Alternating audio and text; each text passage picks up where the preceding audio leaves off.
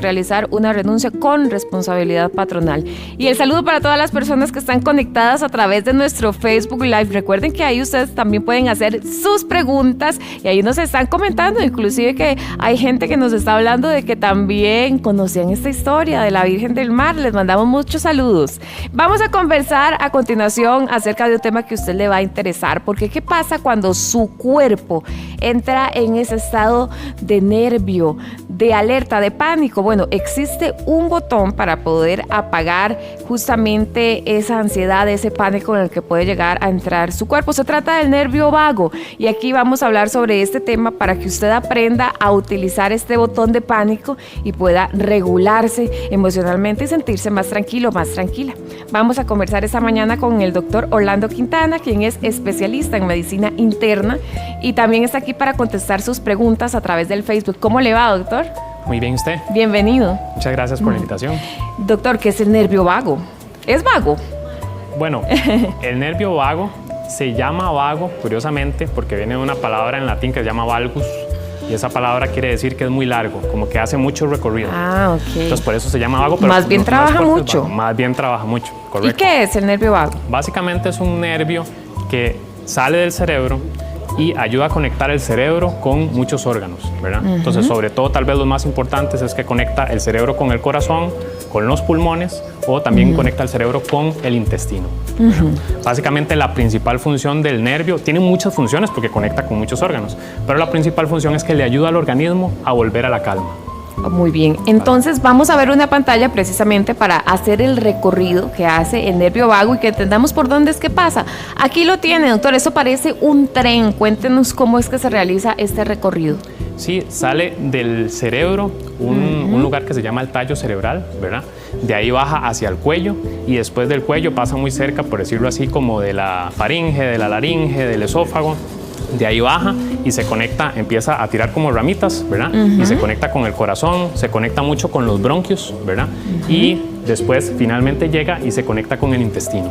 Entonces es todo un trayecto bastante largo, ¿verdad? Sí, sí, parece un camino que se recorre como si la terminal principal fuese el cerebro. Así y el es. destino sería el intestino. Realmente el destino son todos los órganos. Tiene varias paradas. Tiene varias paradas, es como un tren con varias paradas, es correcto. ¿Y cuál es la función que tiene el nervio vago? Tiene muchísimas funciones, pero tal vez para ponérselo así como más puntualizado. Más puntual, imagínese que usted quiere agarrar un bus y el bus la va a dejar, ¿verdad? Y entonces usted se pone agitada, no lo va a alcanzar, pero usted llega y lo alcanza. Entonces usted llega, lo alcanza, se sube al bus, se sienta, ya pasó. Y respira. Respira. Y entonces usted ya empieza a calmarse, su organismo otra vez vuelve a regularse porque usted se agitó mucho porque le iba a bajar el bus. Bueno, el que se encarga de volver a que usted se regule, vuelva a su estado normal, curiosamente es el nervio vago como parte del sistema parasimpático. ¿Y por qué se dice que el nervio vago regula también algunas funciones del corazón? Sí, entonces resulta que muchas de las ramitas del nervio vago llegan al corazón, ¿verdad? Y parte de lo que hace, por ejemplo, cuando uno está muy agitado, es que se agita mucho el corazón. Entonces el nervio vago le permite volver a calmar al corazón y bajar la frecuencia cardíaca. Entonces esa es de las principales conexiones que tiene con el corazón. ¿Y esas conexiones son eléctricas con el corazón o qué tipo de conexión son las que hace? Aquí las estamos viendo justamente. Sí, básicamente el sistema nervioso se comunica mediante estímulos químicos, ¿verdad?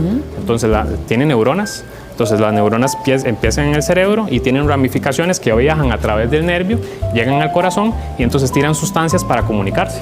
Y sí, se comunica con el corazón y interviene también en la función eléctrica del corazón, porque el corazón también tiene una función eléctrica que lo hace latir, por decirlo así. Muy bien. Entonces también puede influir para que se calme un poco y deje de latir más pausadito, por decirlo. Más despacio.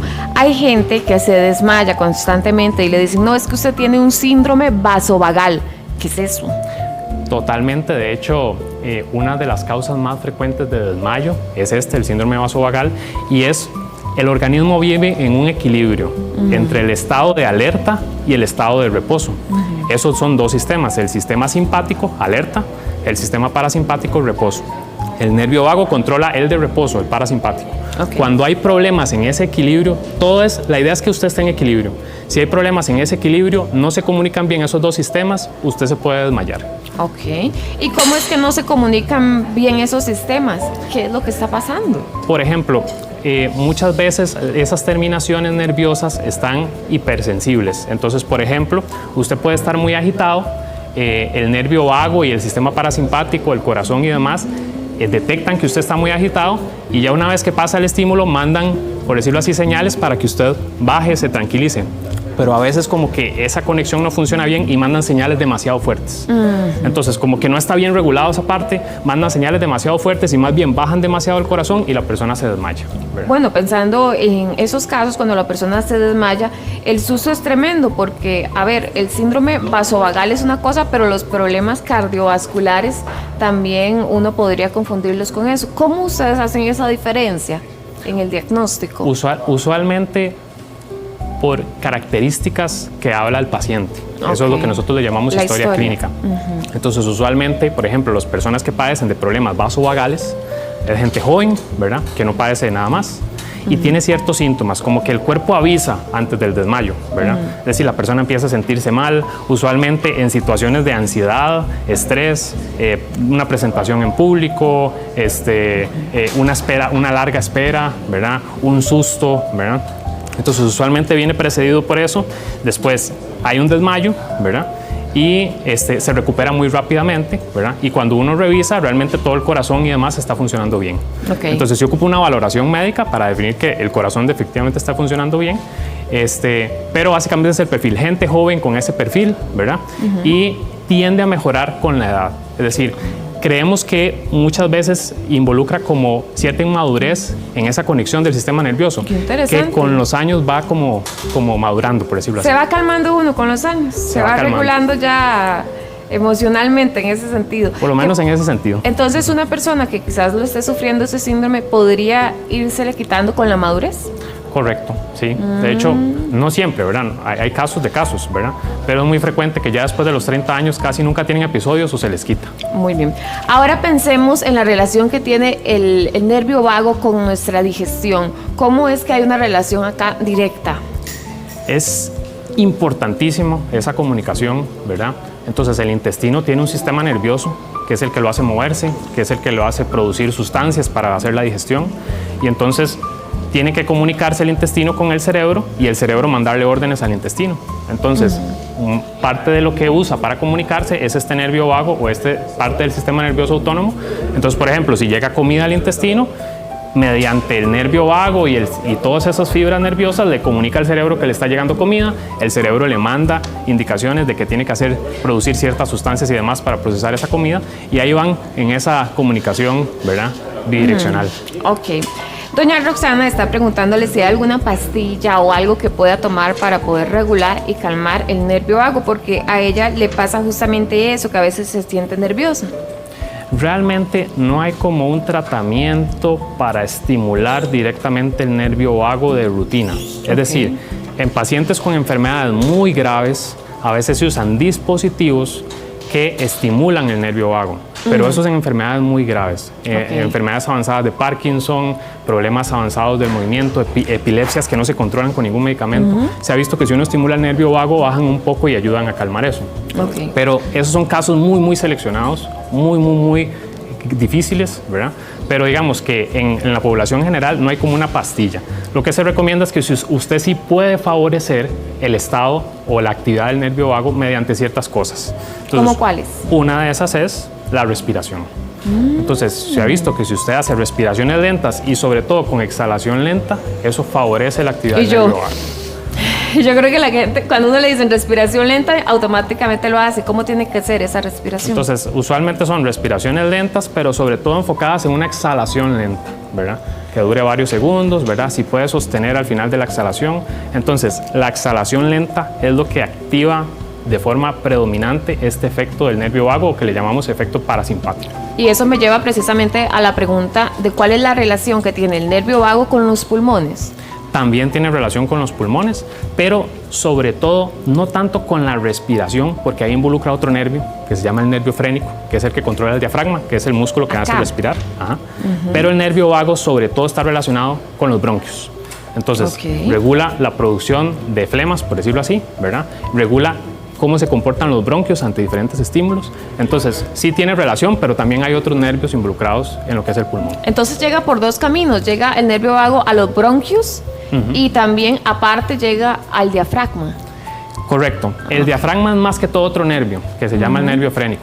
El vago es más involucrado sobre todo en lo que es los bronquios. En los bronquios, Pensando en las personas que padecen del síndrome vasovagal, que son las personas que se desmayan precisamente por esta mala regulación, ¿cuál sería el tratamiento?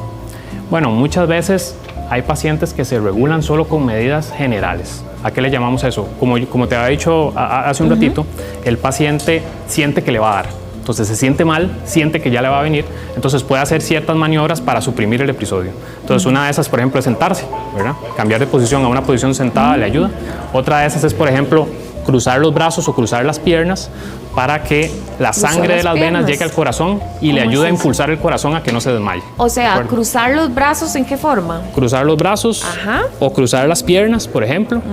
Entonces esas maniobras ayudan, ¿verdad? Y lo otro es siempre mantenerse bien hidratado.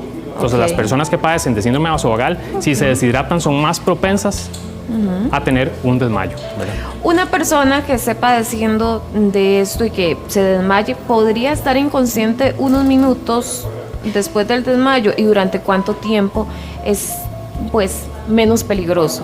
¿En qué momento se dice, uy, no, Dios mío, tengo que ir al hospital?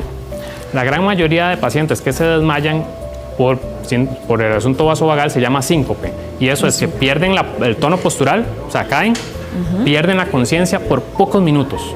Y después es poquito, 1 o 2 minutos, ¿verdad? Más de 5, rarísimo, ¿verdad? Si ya es más de 5, ya puede que sea otra cosa, ¿verdad? Y usualmente se recuperan por completo. Entonces la persona tal vez puede que se sienta ligeramente un poquito aturdida unos segundos, pero se recupera por completo, como que se cae y se levanta otra vez. Pensemos también en estas alteraciones que están acá, la inflamación o la irritación. ¿Esto a qué se refiere, doctor?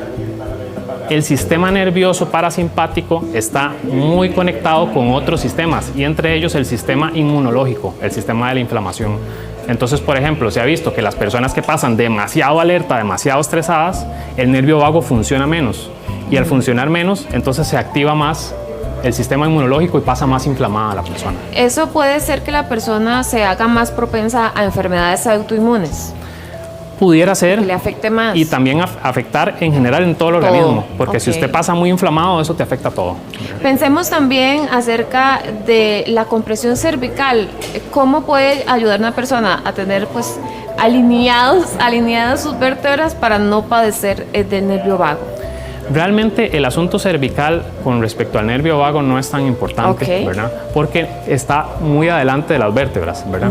O sea, si vos tenés un accidente muy aparatoso y te lesionás el cuello de forma gravísima, sí se puede lesionar el nervio vago, ¿verdad? O en una cirugía grande, que sea una cirugía complicada. Pero realmente, usualmente no tiene que ver con problemas de la columna. No está directamente. ¿Y el trastorno metabólico? Totalmente. Entonces, por ejemplo, pacientes que tienen trastornos metabólicos, que pasan en un estado de estrés, metabólico, tienen menos actividad del nervio vago, y eso perpetúa después el estado de alerta, el estado de estrés. Es como un ciclo vicioso, ¿verdad? Doctor, le agradezco mucho, muy amable. Muchísimas gracias por acompañarnos. Continuamos, Chalín. Muchísimas gracias, Mari. Vamos a hablar de la fibromialgia y la fatiga crónica, que son dos enfermedades completamente distintas, pero comparten síntomas. La fatiga crónica es un cansancio excesivo, una pesadez. A veces la persona siente que no puede ni levantarse de la cama. Y la fibromialgia es un dolor en los músculos y en los huesos. Pero ¿cómo saber diferenciar estas enfermedades aunque los síntomas se compartan? Tenemos al doctor Giancarlo Galiano, que es director de la Clínica de Especialidades Médicas de la UACA. Hoy nos aclara todas las dudas, doctor. Bienvenido. Muchísimas gracias. ¿Qué siente la persona que tiene fibromialgia, por ende la persona que tiene fatiga crónica? Realmente, pues nosotros dividimos. Un paciente con fibromialgia, su característica principal va a ser el dolor. Entonces, una persona que el dolor es lo que más le molesta, es un dolor intenso, no tal vez a lo que estamos acostumbrados de me duele algo, me molesta algo, sino que es un dolor que ya sobrepasa lo que normalmente se va a manejar. Mientras que en un paciente con fatiga crónica, precisamente lo que está es fatigado, pero igual no es ese cansancio de hice muchas cosas o simplemente no dormí bien, sino que ya es un cansancio que sobrepasa, fuera de lo normal, que descansa y aún así sigue el cansancio, permanece, porque ya lo que se está alterando es algo directamente en el cuerpo, no solamente la actividad normal. ¿Cuáles son estos síntomas que comparten ambos padecimientos? Principalmente vamos a tener fatiga, ambos van a estar cansados, tanto el paciente con fibromialgia, el dolor lo llega a cansar, y el paciente con fatiga igual va a tener un dolor importante, entonces ambos pacientes van a estar ahí, tienen trastornos de sueño, entonces el paciente con fibromialgia no logra dormir adecuadamente, también eso lo fatiga, y el paciente con fatiga crónica, su fatiga tampoco le permite tener un cansancio y le permite descansar, entonces duermen pero no descansan. Entonces ambos están cansados, ambos tienen problemas gastrointestinales, tienen molestias generales. Entonces las dos tienen síntomas muy comunes, pero son dos enfermedades muy diferentes. Son trastornos que se confunden debido al traslape de estos síntomas, ¿verdad? Pero exactamente ¿qué pasa en el cuerpo? ¿Qué es lo que ocurre? En un paciente con fibromialgia lo que está ocurriendo es que hay dolor, muchísimo dolor. Pero más allá del dolor que normalmente uno siente, es que el cuerpo le sube, por decirlo así, el volumen. Entonces imaginémonos que yo tengo un parlantito chiquitito y ese parlantito suena. Ese es el dolor normal. Pero el paciente con fibromialgia tiene un parlante grandísimo que suena demasiado y se le pegó el volumen y no lo puede bajar. Entonces el dolor siempre está en lo más alto, en lo más alto, en lo más alto. Entonces el paciente se cansa de tener tanto dolor. Y el paciente con fatiga crónica lo que está teniendo más bien es que cuando él hace algún esfuerzo mínimo, cosas pequeñas, moverse, pensar, ya eso hace que sus células se cansen. Entonces su cuerpo está cansado completamente. ¿Estas dos enfermedades pueden ser incapacitantes para la persona? Sí, llega un momento en donde el dolor puede ser ya un dolor extremo en un paciente con fibromialgia y el cansancio, lógicamente, en un paciente con fatiga crónica no le va a permitir hacer sus actividades diarias. Ya le va a afectar su estilo de vida. Doctor, revisemos más minuciosamente entonces estas diferencias de fatiga crónica y fibromialgia. En el caso de la fibromialgia, como le decía, lo que tenemos es dolor. Es un paciente que tiene activado el dolor por todo lado. Esto es un dolor, bueno, aquí lo tenemos en pantalla, ¿verdad? Exactamente qué es la fibromialgia. Esto es un dolor generalizado, pero es constante o tiene picos durante el día. O sea, el dolor es un dolor difuso. Entonces el paciente no sabe dónde le duele, pero él dice, me duele. No puedo decir es aquí, pero me duele por todo lado. Exactamente, me duele todo. Entonces es generalizado. En algún momento puede ser en un punto en específico, pero el dolor también es migratorio. Tal vez un día es más hacia la parte superior, brazos, en otro momento es más la molestia en las piernas. Entonces el dolor se va moviendo, no siempre es en el mismo punto. Entonces son diferentes zonas las que se ven activadas. La espalda, el cuello, los hombros, las piernas, eso es lo que se queja la mayoría de personas. Pero exactamente, ¿dónde es que más se concentra el dolor en la fibromialgia? Usted dice que puede ser en todo el cuerpo, pero ¿dónde se queja más la gente? Es que como ellos no saben decir exactamente dónde me duele, simplemente es todo me duele. Es la sensación de dolor generalizado, todo me molesta. Está activado el dolor en todos los puntos y el cerebro, el problema es, nosotros tenemos vías que le dan información al cerebro. Sí. Y tenemos otras que controlan y le dicen al cuerpo, ya, baje los niveles. ¿Qué pasa en un paciente con fibromialgia? Todo lo que le está diciendo al cerebro, cosas tan simples como tocar, la ropa, la presión, le dice al cerebro, esto duele. Entonces el cerebro duele. Sí, Dolor. Y los mecanismos del cerebro que mandarían un mensaje diciéndole, deje de doler, están dañados. Entonces es dolor, y no hay nada que lo quite. Entonces el paciente está con un dolor constante. Y puede ser niveles muy altos, picos muy grandes, o pueden ser tal vez menos cantidad, pero siempre el dolor está presente, entonces la incomodidad de dolor es constante. Esto tal vez también depende del ritmo de vida de la persona o del estrés que maneje. Exactamente. Me gustan estas entrevistas porque cuando los doctores empiezan a explicar tal vez estos síntomas tan sencillos, la gente tal vez puede sentirse identificada y de hecho nos mandan las preguntas. Ajá. Dice Titi que la fatiga respiratoria, un respirado prensado, dice que lo describe así como un respirado muy prensado. Esto tiene que ver con la fatiga crónica. Es que y en la fatiga crónica lo que tenemos es, cada una de las celulitas del cuerpo, ella tiene que producir energía. ¿Qué pasa en un paciente con fatiga crónica? Ese mecanismo de producir energía no funciona. Entonces, la célula empieza a funcionar y la poquita energía que tiene se le gasta rápido. Y para poder producir energía nueva, necesita mucho tiempo. Entonces, como le decía, no es ese cansancio de que, mira, hoy dormí mal, pero descanso un ratito, duermo y ya yo me repongo. Sí. El paciente con fatiga crónica no. Él dice, yo descanso un poquito, pero me levanto igual cansado. Porque reponer ese gasto pueden ser días, pueden ser semanas y a veces hasta meses sintiéndose fatigado. Okay, bueno, también tenemos la pregunta de Katia, doctor. Dice que ella tiene dolor constante en hombros, cuello, rodillas, tobillos, cadera. Tiene fatiga constante. No aguanta la ropa que ejerce la presión sobre el cuerpo. ¿Esto será fibromialgia? Por eso, muchas veces son pacientes que tienen esas condiciones y siempre es importante analizar, porque no todo dolor va a ser fibromialgia. No todo dolor crónico es por una fibromialgia. Entonces siempre es bueno que uno pueda analizar al paciente. Pero sí, lo que nos explica ella es que tiene mucha sintomatología que es compatible con una fibromialgia. Dolores en muchas partes, dolores en las articulaciones, que no soporta la ropa, porque como le mencionaba, con la fibromialgia lo sencillo genera dolor. Bueno, aquí tenemos las diferencias en la pantalla de la fibromialgia y de la fatiga crónica. De hecho, Cinia nos dice que ella tiene fibromialgia y fatiga crónica. Ajá. Y siempre que va a la clínica es con picos altos. La medicina a veces no puede hacer nada, o tal vez en el caso de ella es muy frustrante. Eso es una característica. No necesariamente yo tengo que tener o solo fibromialgia o solo fatiga crónica. A veces son ambas. A veces el paciente puede tener las dos cosas. Ay, doña Cinia, aquí le Entonces, mandamos un abrazo. en ese momento es una persona que aparte de tener su dolor exacerbado, tener el dolor intenso, Claro. y además su cuerpo está fatigado. Entonces las dos cosas están totalmente afectando su estilo de vida. Claro que sí. Bueno, tenemos a Angie también. Dice que ella tiene días que siente punzones en todo el cuerpo, como si le metieran agujas calientes, e incluso en la cabeza, en el rostro, muñecas, caderas, pierna, espalda. Dice que a veces cuando se toca el cabello, ella siente dolor en la cabeza, incluso pierde el agarre o la movilidad. Le han dicho que puede ser fibromialgia a raíz del estrés. Esto puede ser posible. Ella no sabe qué hacer, no sabe a dónde acudir. Exactamente. El dolor, hay varios tipos de dolor, digamos, tres tipos simples de dolor. Yo puedo tener el dolor que está originado por el daño. Me fracturé, me quemé, me pellizqué, y eso manda una señal al cerebro y le dice, hay dolor.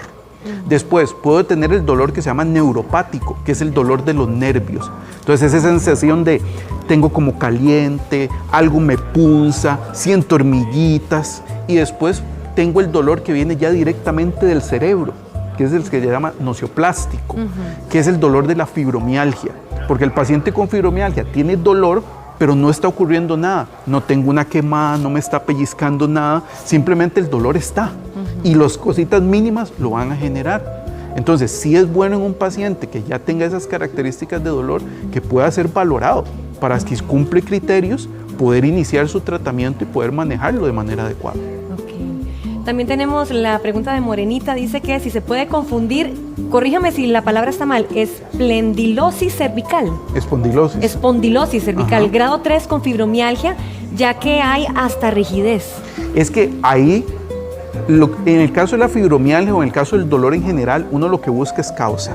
Si ella tiene un problema a nivel del cuello, que las vértebras se han desgastado, que no están funcionando adecuadamente, que pueden estar comprimiendo algún nervio, entonces lo están tocando, la causa del dolor está dada precisamente porque hay un daño a nivel del cuerpo.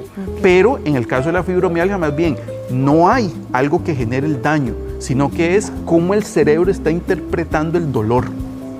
Evelyn dice, yo tengo fibromialgia y fatiga crónica. Toma tramal gabapentina. ¿Esto está bien? Sí, con los pacientes, en el caso de un manejo, ahí hay que tener mucho cuidado porque no hay una receta en donde yo pueda decir, todo paciente debe tomar A, B.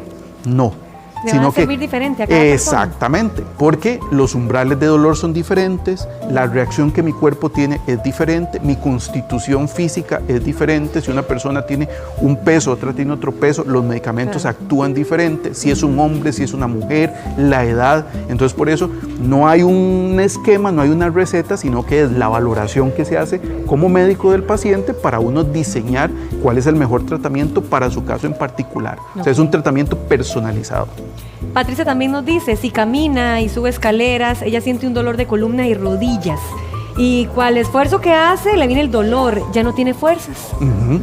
Entonces, ¿Qué tiene Patricia? Ahí lo que habría que analizar es eso. Si ella está enfocada en dolores articulares, si el problema es a nivel articular, que la articulación está desgastada, que por su trabajo o lo que ella ha realizado durante su vida, la articulación ha sufrido algún daño, que si hace ejercicio tal vez no está utilizando la indumentaria adecuada. A veces la gente piensa que voy a salir a correr y simplemente me compro cualquier tenis y salgo a correr en cualquier parte. No hay que informarse, ¿verdad? Entonces hay que buscar, bueno, cuál es el tipo de calzado que tengo que utilizar, el terreno donde yo corro. Entonces es importante poder uno historiar a su paciente, entrevistarlo y a partir de ahí determinar cuál es la causa de dolor y si calza en ser una fibromialgia, ok, pero si es otra razón, entonces poder analizar esa razón y resolverlo para el paciente. Carmen tiene una situación con su hija de 13 años, dice que a ella le duelen las piernas y a veces los brazos, pero que no sabe dónde le duele, si los músculos o las piernas. ¿Esto se podría achacar al crecimiento del adolescente? Por eso, muchas veces en los adolescentes y cuando están en esa etapa de crecimiento, tanto huesos, músculos están en ese proceso de estirarse, entonces pueden generar cierto dolor, puede haber cierta incomodidad, puede haber cierta molestia. Entonces, de igual manera, podría ser por esa razón, pero igual, viendo cuáles son sus actividades, qué es lo que hacen el diario, también uno puede valorar si hay algo que está ocurriendo más, falta de ejercicio, si hay un exceso de ejercicio, si son situaciones alimentarias, que tal vez está faltando una alimentación, algo no se tiene a nivel de lo que son los nutrientes y podría estar generando y siendo la causa del dolor sin necesariamente caer en una fibromialgia o una fatiga crónica. Perfecto, doctor. Este tema, hay muchas personas que se vieron identificadas. Tenemos preguntas de Joana, de Ana Lorena, de Dulce María. ¿Usted tiene Facebook, doctor? Me manejo con Facebook, pero principalmente con Instagram. Bueno, pero vamos a meternos en Facebook para contestar las preguntas, ¿le parece? Claro, por supuesto, con muchísimo gusto. Muchas gracias por acompañarnos hoy. Con mucho gusto para servirles. Continuamos. Las arritmias podrían ser la primera señal que le podrían a usted salvar la vida. Exactamente, y vamos a hablar sobre este tema con la doctora Silvia Porras, a quien le damos los muy buenos días, doctora. Hola, ¿Cómo amaneció? ¿cómo estás? Qué gusto. ¿Todo bien? Igualmente, muy bien. Buenos días, doctora. Primero contémosle a la gente qué es una arritmia. Bueno, vamos a contarle a la gente, y no porque los televidentes sean cardiólogos y me estén viendo para dar un diagnóstico tan técnico. Una arritmia es un latido anormal, desorganizado. ¿Ok? Por ejemplo, ustedes han visto las luces de Navidad. Sí. Que hay unas que uno les puede cambiar el patrón, ¿cierto? De luces. Entonces, cuando ustedes ven así, eso es como una arritmia. Ok, basta. Pero ahí, tanto que molesta, cuando uno ve aquellas luces, siente uno que le molestan. Bueno, realmente el corazón tiene un ritmo tal cual, ¿verdad? Donde se contrae, ¿de acuerdo? Y se relaja. ¿De acuerdo? Entonces, prácticamente es una bomba que tiene varios compartimentos, no solo dos. Entonces, se contrae, se relaja, se contrae, se relaja. ¿De acuerdo? Y ese es el ritmo que tenemos. Pero cuando el corazón muchas veces contrae aquí y este se relaja, o contrae los dos y al mismo tiempo y se hace todo un merengue de ritmo. Un desorden. Exactamente. Okay. Eso es una arritmia. Doctora, ¿qué hace que el corazón tenga esos saltos o esas arritmias? Bueno, hay muchísimos factores que pueden incidir en esto. Y están, por ejemplo, las causas per se, o sea, que haya un daño, porque, vamos a ver, porque el ritmo del cardíaco va dictado por un circuito. El corazón tiene electricidad, sí, y es un circuito del generador a otra subestación y a un resto de fibras, ¿de acuerdo? Entonces, cuando hay alteraciones, por ejemplo, ya sea porque tuve un infarto, porque tengo alguna enfermedad de per se cardíaca, ese generador que me da el primer impulso hacia una segunda estación se puede perder. Entonces, ya ahí puedo tener una arritmia. Se retarda mucho el paso de paso 1 a paso 2. Entonces, ya tengo una arritmia y normalmente esas son lentas, ¿de acuerdo? Ya hay un cortocircuito. Hay un cortocircuito, exactamente. Y a veces, inclusive, en esa red que tengo pueden haber circuitos extra que me generan impulsos de otros lados. Entonces tengo el ritmo de base más otros, pero ese latido tan raro, ¿de dónde apareció? Entonces normalmente puede darse por trastornos de ese tipo. Claro. Ahora, enfermedades, sí, por ejemplo, enfermedades de tiroides, ¿ok? Sobre todo, bueno, hipotiroidismo, pero hipertiroidismo. El hipertiroidismo, cuando normalmente la paciente dice, doctora, es que me siento como mal, y de repente usted le ve, la examina y tiene aquella frecuencia por arriba de 100. Entonces uno sospecha y la persona ha adelgazado, yo como mucho, doctora, pero estoy adelgazando mucho, perdiendo peso y otros síntomas que van a ese tipo de enfermedad. Por ejemplo, es una causa que me puede generar arritmias. Fármacos también, ¿de acuerdo? Hay fármacos que me pueden elevar la frecuencia cardíaca, por ejemplo, como un antigripal. Un antigripal, que es algo tan sencillo. Sí, que uno lo compra en el súper. Exactamente. Y se lo toma. Comerme yo un confite. Exacto, claro. ¿verdad? Puede generarme arritmias. Los medicamentos para lo que es el asma, por ejemplo, no es que sean malos, bien utilizados pueden aumentarme el ritmo cardíaco. Y uno le dice al paciente, va a sentir un poquito de palpitaciones, claro. No se asuste, es por el fármaco. Eso le iba a decir, doctora, ¿cómo se siente esa arritmia? ¿Cómo sabe la gente tal vez que, mira, sí, esto yo me identifico, Sí, que puede no ser es que tenga normal. arritmia? Ajá. Bueno, como cuando usted tiene susto de algo. Por ejemplo, ¿usted qué siente? Exacto, Y le late uno el ese corazón. acelero del corazón. Pero también no toda arritmia es acelerada, también está la lenta. Y la lenta a veces el paciente no lo percibe tanto, ¿de acuerdo? Claro. Lo percibe cuando se chequeó y alguien le dijo, ay, qué frecuencia más bajilla esa que tenés. Pero también hay algunas arritmias que usted no siente. ¿Ok? Y esas no es que todas las que sienta son las más peligrosas. A veces las que yo no siento como tal, sí también Claro. pueden ser arritmias complejas. Doctora, ¿qué le parece si vemos en la pantalla justamente un corazón normal y un corazón con arritmia para que usted nos explique y la gente también en la casa vaya teniendo esa facilidad de identificarlo? Por Lo ejemplo, estamos viendo. en este caso, doctora, Bueno, en este caso, vemos que este corazón, ¿verdad? Normalmente es un corazón que parece que tiene las paredes adecuadas, ¿verdad? Y eso es muy importante. se ve sano. Se ve sano, exactamente. ¿Por qué es importante las paredes adecuadas? Porque, por ejemplo, en personas que tienen, por ejemplo, presión alta, tienden a engrosar la pared del corazón. Y cuando el corazón pierde esa estructura, que son cambios estructurales del corazón, pueden también haber arritmias, ¿de acuerdo? Y en general varios malfuncionamientos que pueden haber. Pero, por ejemplo, en esta parte, ¿verdad?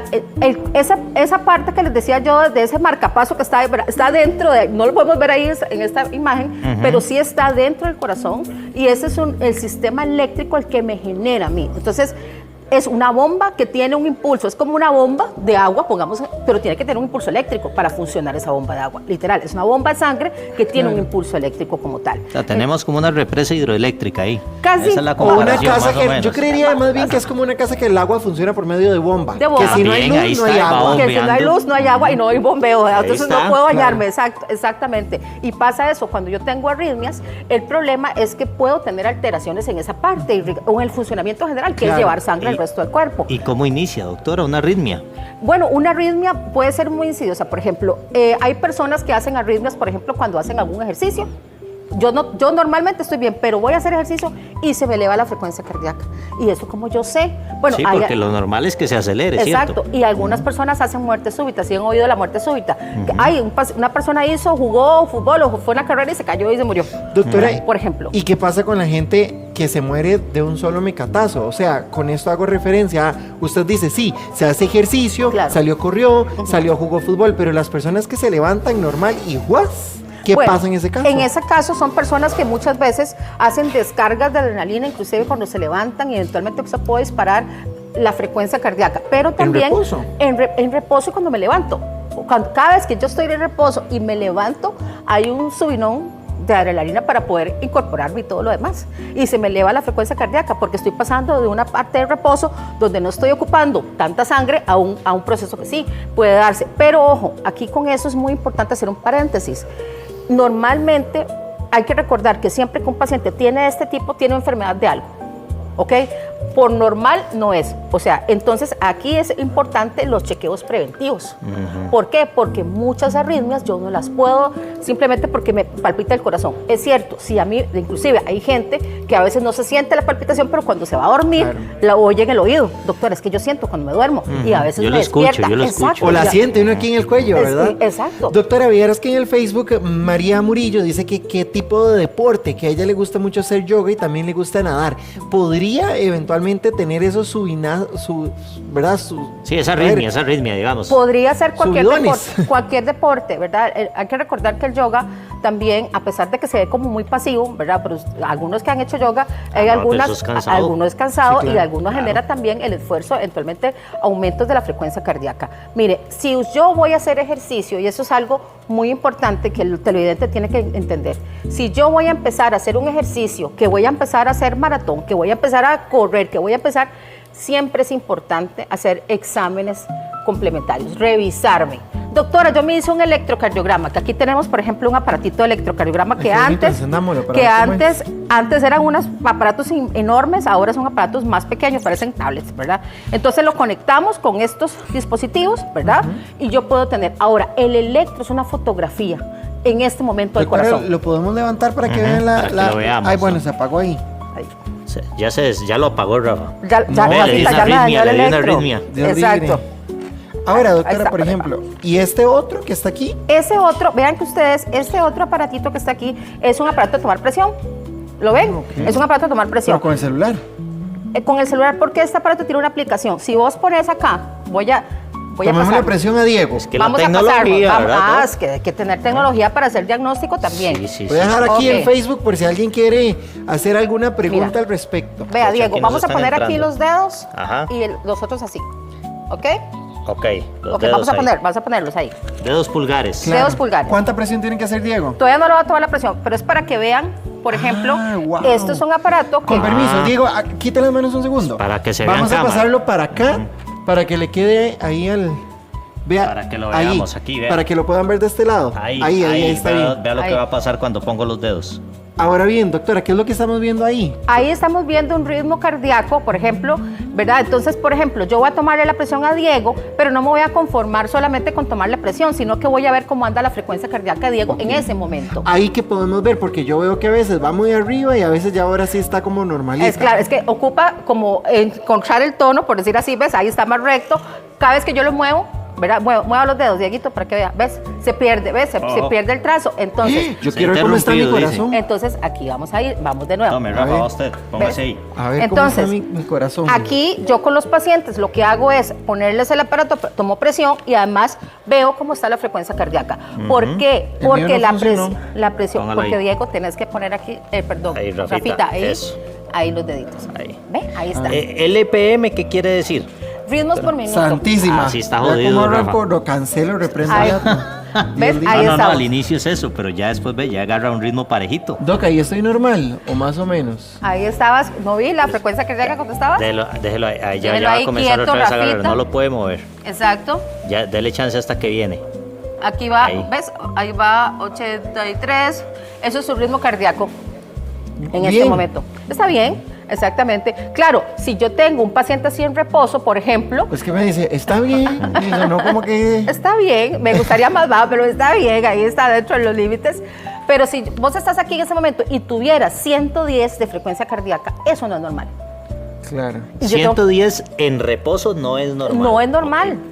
¿De acuerdo? ¿Por qué? Porque no estamos usando el corazón en este momento. Entonces yo tengo, porque estás en 110, Rafita, yo te ¿Qué diría. lo tiene, Rafa? Bueno, ahí sí le podría preguntar varias cosas, Rafa. Bueno, cuéntame cuánto café te has tomado el día de hoy.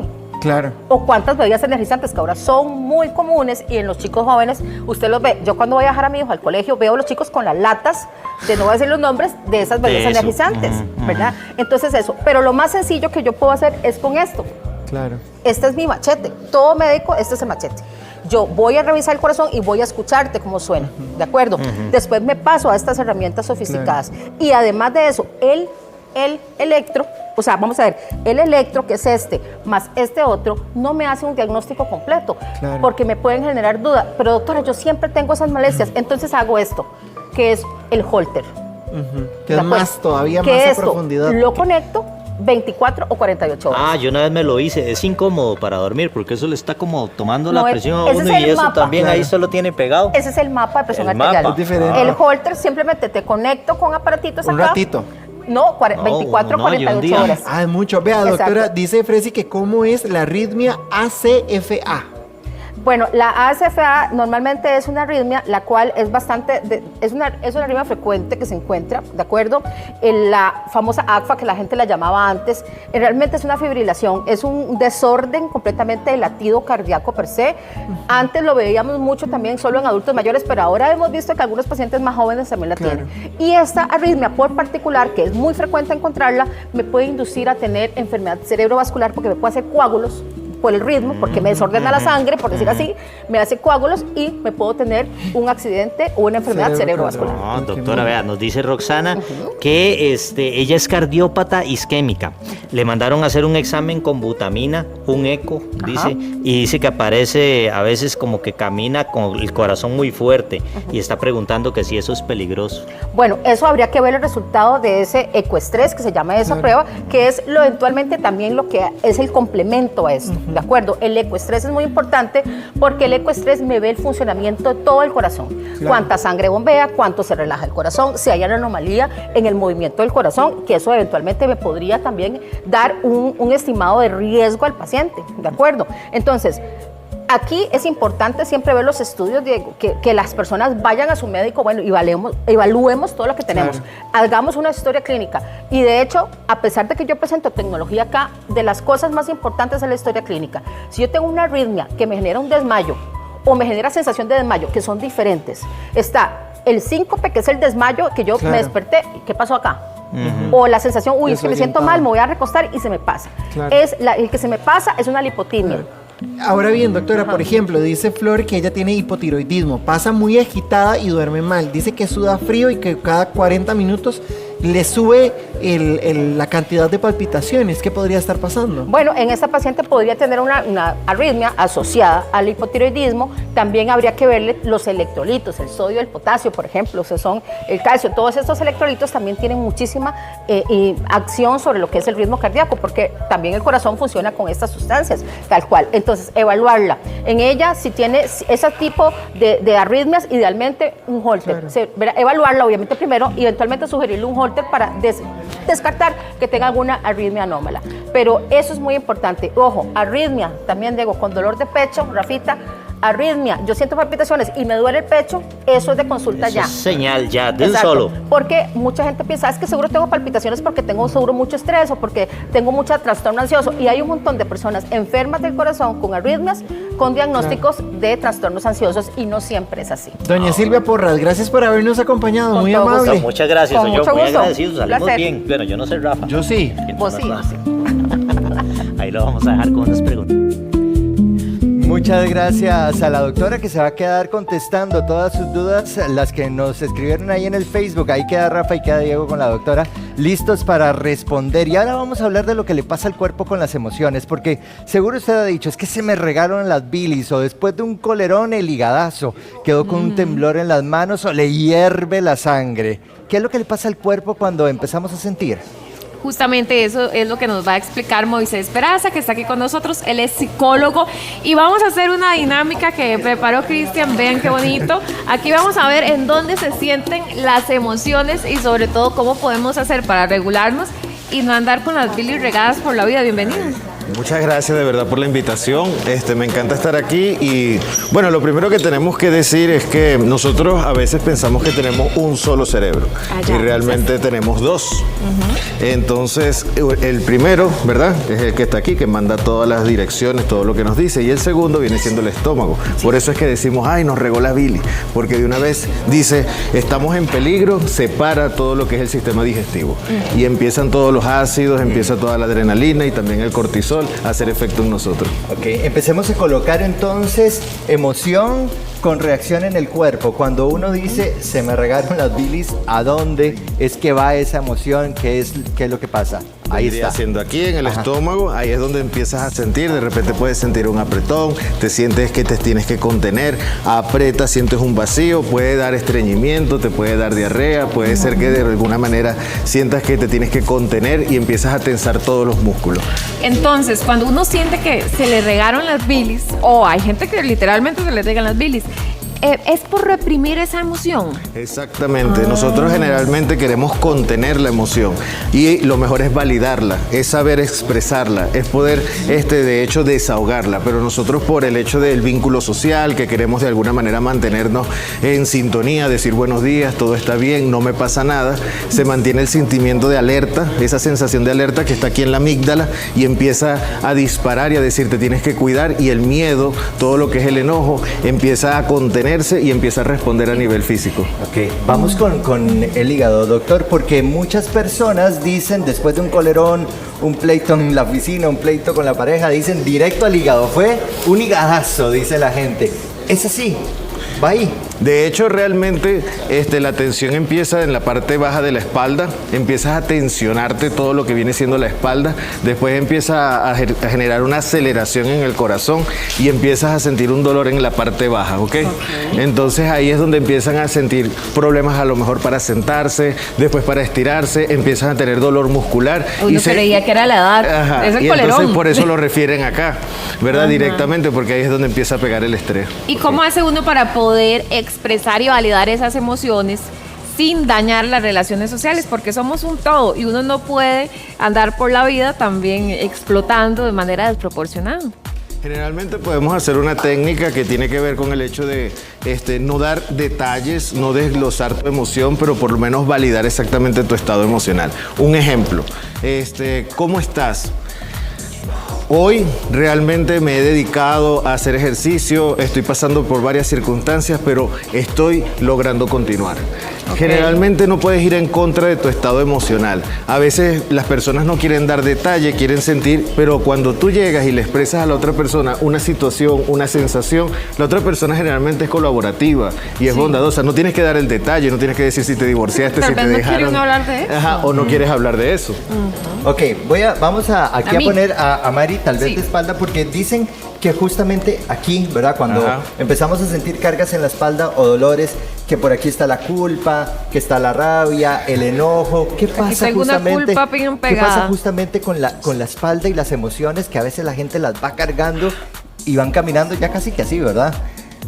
Realmente todo el estrés, ¿verdad?, que nosotros tenemos en la amígdala nos busca proteger. Generalmente eso habla de tensión muscular. La tensión muscular empiezas a soportar, ¿verdad? Como cuando de repente hoy en día que ha pasado mucho, he tenido pacientes que con lo que ha pasado del terremoto, que ha pasado con todo este estrés, ¿ok? Generalmente el cuerpo busca sostener y parece, la mente le manda, aunque hay mucha presión emocional y estás viviendo estrés y estás pasando por todo, empieza a decir que la espalda es la que sostiene. Y empiezas a tensar y ahí es donde las personas dicen como que necesito un masaje, el cuello, empiezas a tener brucismo, empiezas a tener mandibuleo, empiezas a tener manerismo y toda la presión va por este lado. Ok, y ahora el estómago. Ok. Se le revuelve el estómago, dice la gente, después de una emoción muy fuerte. Colerón. Un colerón o incluso con el miedo también puede pasar. ¿Qué es lo que sucede justamente en el estómago? Todas las personas no somos iguales, ¿ok? Todas las personas no nos pasa igual, de repente, aquí. Ahí está. Ahí. Okay. Nosotros tenemos el intestino, se parece mucho al cerebro. Entonces, cuando nosotros de repente tenemos una emoción de ira o un colerón o algún enojo, nosotros acostumbramos a la reacción. Hay personas que de repente tienen, un ejemplo, presión arterial alta y de repente empiezan a sentir, ¿dónde está? Aquí está el corazón. Aquí está el corazón. Ajá. Entonces, cuando sienten ira, realmente le da una taquicardia. Hay otras personas que más bien refiere al estómago. Hay otras personas que más bien entran en sudoración. Hay otras personas que se quedan estáticas, tensas y aplica la espalda. Cada persona es un mundo nuevo, porque cada persona va somatizando la emoción dependiendo de cómo contenga esa emoción. Entonces, por eso el estómago va reaccionando. Generalmente es el centro, el reloj de todas nuestras emociones. Okay. ¿Y es el estómago o los intestinos? ¿Qué parte es? Bueno, los intestinos ¿Es realmente, todo? sí, Okay. es los intestinos como tal, es un vacío. Dice Katia que cuando se lleva un colerón, el cuerpo reacciona con estreñimiento, que pasa días que no va al baño. ¿Por qué le sucede esto? Porque generalmente necesita, bueno, lo mejor que le podría pasar a Katia, ¿verdad? En este caso, es realmente expresar la ira o expresar ese enojo o realmente esa frustración para que se pueda nivelar. Porque lo que le pasa es que la adrenalina, ¿verdad?, genera el cortisol, y la adrenalina, el cortisol hace que se mantenga un estrés crónico. El estrés crónico hace que se digiera más rápido todo lo que tenemos aquí en el estómago y empieza a tener desahogos, digamos, directos cada rato. ¿Y cómo puede hacer Katia para expresar esas emociones que nos cuenta, pues que las está reprimiendo acá en el estómago sin hacer un desmadre? Bueno, una de las cosas pudiera ser llevar un journal. De repente ella puede escribir directamente en su diario exactamente qué es lo que le molestó. Otra de las formas que ella también puede hacer es sentarse 10 minutos y agarrar el parasimpático y volver otra vez al presente. Por ejemplo, nombrar 5 cosas que ve, 4 cosas que siente, 3 cosas que huele, 2 cosas que escucha y 1 cosa que toca. Eso hace que de una vez se llama técnica grounding y eso hace que la persona ya salga del estado de peligro y de la sensación. Vamos con me hierve la sangre, porque sí, la gente incluso se pone roja, siente que el cuerpo se le calienta, ¿verdad? El rostro Literal. se enrojece de una forma y uno dice, bueno, esta persona está pasando por una situación emocional especial, particular. ¿Por qué hierve la sangre? ¿De verdad se calienta el cuerpo, doctor? Vamos a ver por acá. Ahí está el Este, fueguito. Este está el fueguito. Ese no es el fueguito que le mandan a usted en Instagram, ese es el colerón. Bueno, Todo lado se siente. realmente nosotros la amígdala cuando reacciona a una sensación de peligro entra en mecanismo de defensa y el mecanismo de defensa hace que nuestro sistema circulatorio empiece realmente, te ruborizas, empieza la sudoración y entra la conciencia a dominar. Ahí es donde empiezas a tener un estado de nerviosismo y ahí empiezas a tener, digamos, esos momentos de ira. Hay algo que es muy particular, cada persona se relaciona con una emoción y eso muchas personas no lo ven porque a veces creemos que el cerebro trabaja desvinculado del cuerpo, pero realmente trabaja en equipo, como la mente imagina, la mente sueña, la mente tiene ideas, decimos, ay, mi mente no está en control, no, él trabaja en equipo con la amígdala, con todo nuestro sistema, con nuestro hígado, con nuestro estómago, con todo. Entonces, cuando llega la ira, puede ser que esa persona ha relacionado ese sentimiento. Por ejemplo, no sé si ustedes han visto que hay personas que estén bravas, estén alegres, estén tristes, lloran. De repente han visto personas que todo de repente lo dicen con molestia. Aunque estén alegres, ay, estoy feliz y pareciera que estuviera bravo. Entonces, hay una emoción que desde pequeño tú vas relacionando y hace que tú siempre relaciones cualquier estado emocional con una sola emoción. Ay, mira. Y ahí es donde nos tenemos que ordenar. Con razón vivo llorando, vea. Aquí también Aquí está tenemos. Carolina. Aquí dice Carolina. Sí. Dice que cuando ella tiene un colerón se pone roja, roja, roja. ¿Eso por qué? Que se pone ruborizada. Sí, Roja, pero cuando roja, tiene sí. cólera, no cuando tiene vergüenza. Cuando está enojada se pone roja. Es una manera de poder expresar la emoción en la que ella ha relacionado el hecho de que una manera de generar rechazo, una manera de generar defensa, una manera de que necesito mi espacio, ¿verdad? Ajá. Es que se ruboriza. Y recuerden que el cuerpo siempre va a buscar reaccionar y somatizar la emoción cuando nosotros no podemos. Aquí Ahí. la puse. Aquí está. Ahí Aquí está. me dejo sin ¿Dónde se aliento. queda uno sin aliento? Generalmente es Que en uno el dice, pecho. ay, me Aquí. dejó sin ahogo, es un aliento, huevo. qué emoción. Pero generalmente Bueno, eso es generalmente cuando nos Me da ahogo. taquicardia, cuando generamos una crisis de ansiedad. Tenemos una sensación de vacío. Eso no me gustó tanto. No, generalmente cuando te da un ataque de pánico o una crisis de ansiedad, empiezas a tener un problema respiratorio y la persona piensa que no puede controlar y tener propio dominio de su cuerpo. Y entonces ahí es donde viene de repente el estado de taquicardia y ahí es donde muchos van a consulta. El que sí le va a gustar a Maricris es el de las mariposas en el estómago. La gente lo define así, pero sí hay una sensación, ¿verdad? Sí se siente Sí. algo en la pancita. Mi mamá dice que ella todavía siente mariposas en el estómago cuando ve a papi. Ella dice eso. ¿Por qué? Porque generalmente nosotros, el cerebro va generando por asociación. ¿Cómo es por asociación?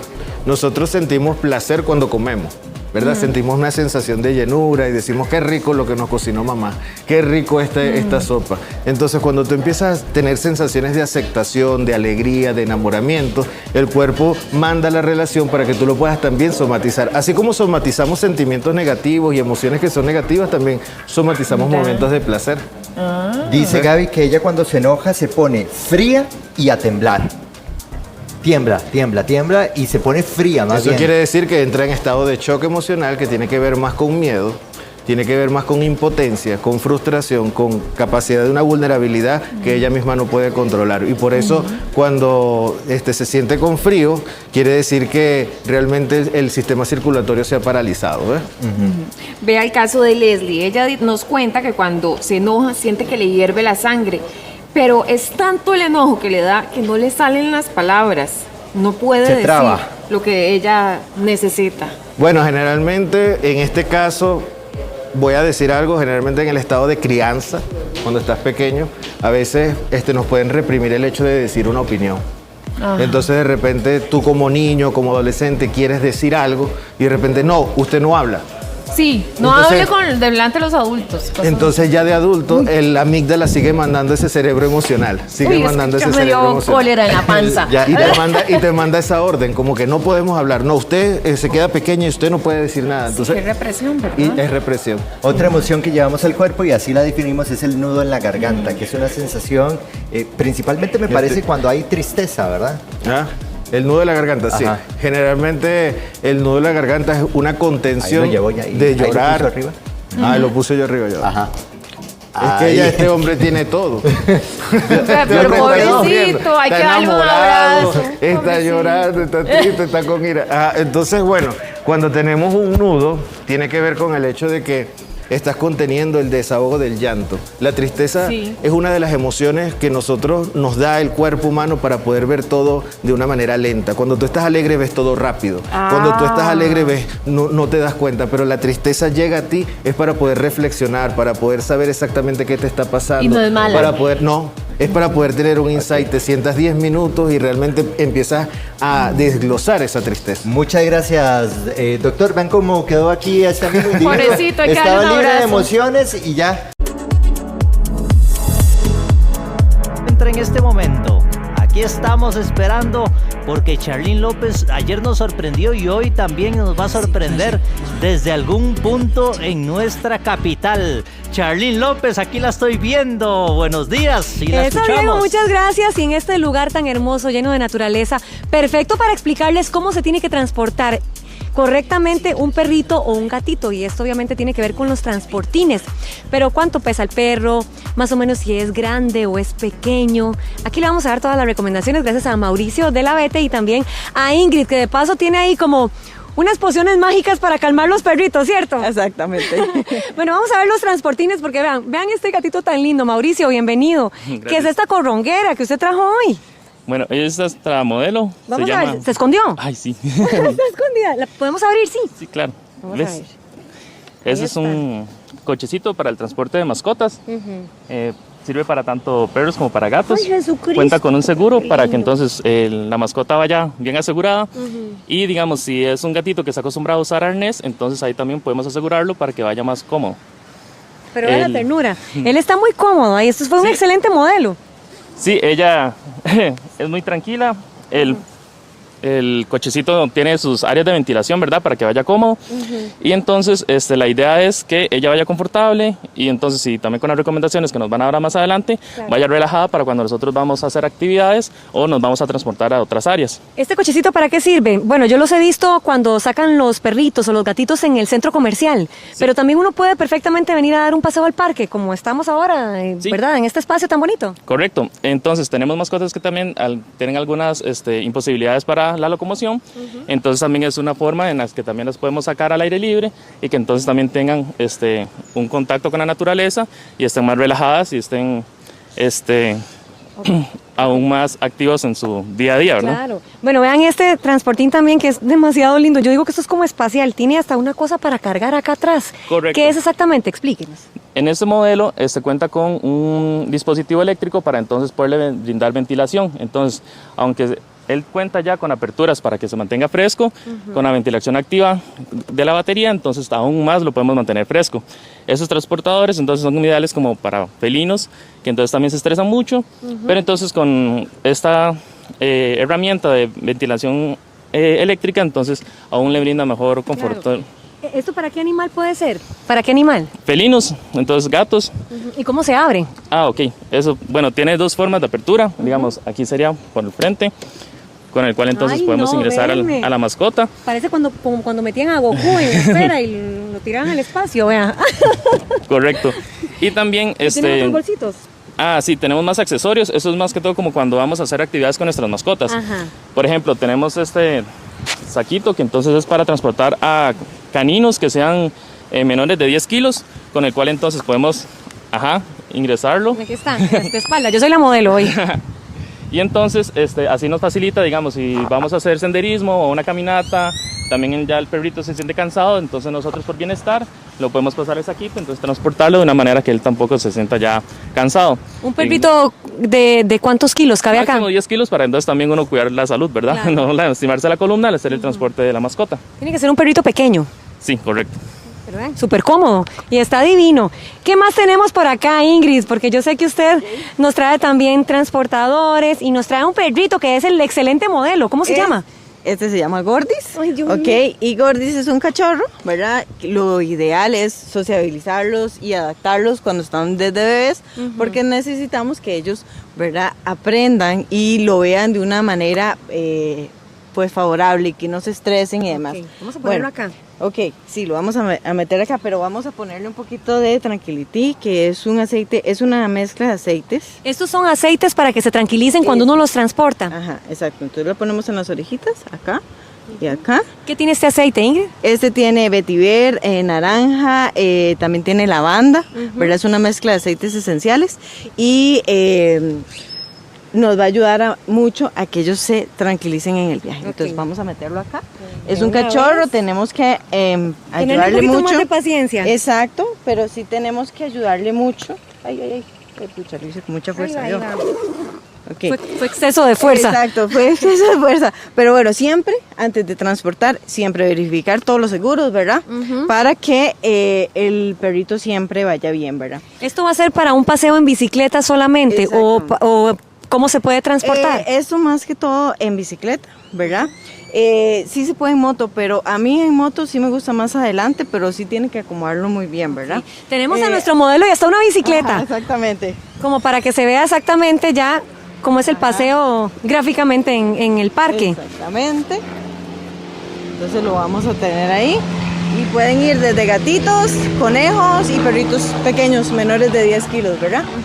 Muchas personas los ven ahí encerrados y dicen, ay no, seguro no, va tal vez sufriendo o inseguro. En realidad veo a un perro muy tranquilo. Exacto, y tiene ventilación, que eso es lo más importante, ¿verdad? Y que ellos se sientan seguros, que sea un lugar en los que ellos perfectamente puedan estar tranquilos y que disfruten el viaje. Claro, siempre tienen que hacerlo de una manera paulatina, ¿verdad? Para que él se vaya acostumbrando. Y igual hay bueno, también hay ciertos medicamentos que ayudan a tranquilizar, como esta de acá, ¿verdad? Y el Ansoquer, o en gatos se usa el Catnip. ¿Cuánto tiempo máximo se puede transportar un perrito? Si estamos, digamos que inicialmente con este método. Ajá, si se está empezando, como todo, de 5 a 10 minutos, más o menos ahí. Y ahí lo va a ir aumentando hasta que usted se pueda transportar. Hay personas que lo llevan hasta su trabajo, ¿verdad? Y entonces eso les va a ayudar un montón, les va a beneficiar. Tenemos otro modelo por allá.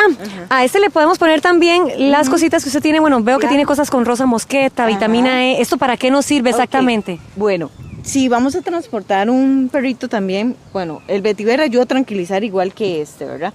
Y la lavanda. Pero lo que es la menta, podemos utilizar, ahí acá. La menta, podemos usar una turunda, ¿verdad? Y lo que hacemos es, le ponemos menta y podemos ponerlo cerca, ¿verdad? Como en estas bolsitas. Y entonces le va a ayudar a que no tenga náuseas. Es más, ¿podemos usar esta en este perrito? Sí, también. Sí. Vamos a ponerlo acá para hacer entonces otra demostración. Ingrid. Claro. Y yo lo voy a poner en mi espalda. Claro, con mucho gusto. Vamos a ver. Angelito. Ay, Angelito. Pero qué cosa tan linda es usted. Venga, amor. ¿Y Angelito se porta bien? Sí. Ajá, espérate. Más o menos. Espérate. Ajá, porque igual hay que ponerle el aceite, ¿verdad? Ajá. Espérate. Ay, Dios mío, Angelito. Esto es Todo va a salir bien. porque hay que ponerle el aceite, porque si no, no se qué va lindo. a tranquilizar, porque ellos sí están acostumbrados a esto. Qué ¿ok? lindo, sí. Entonces, vamos a ponerlo acá. Vamos, Angelito. Eso, mi amor, bello. Venga, Va, mamá. Angelito. Entonces, bueno, necesitamos que... Angelito está luego. Ajá, pero es que es mejor hacerlo así. Vamos a ver. Sí. Bueno, mientras metemos a Angelito en el transportín, vamos a ver. Venga acá. Ahí vamos. Espere. Mejor dejémoslo, queditito. Dejemos a Angelito ahí, queditito, porque hoy nada más él venía a verse lindo, a modelar. Vamos a poner el otro perrito, Ingrid. Ajá. Sí, venga, para que entonces ahí se lo lleven. Como él sí no está acostumbrado, ¿verdad? Pero este sí. Espérate. Ahora sí. A Gordy sí. Ahí va, venga, yo la ayudo. Ajá, es que con los animales siempre, ¿verdad? Ah, no, Tenemos que los tener animales son como los paciencia, ¿verdad? chiquitos. Ajá, exactamente. Ahí está, vean, ay no, pero mira, ¡Qué cosa tan linda! Pero es que, porque uno tiene que empezar desde cachorro. Ay, pero mira, Ay, este sí, este no se sé. zafó, espere para ver. Aquí yo les hago entonces la demostración Ajá. de cómo me queda en la espalda. Ajá. No encuentro este otro ya, ahora sí.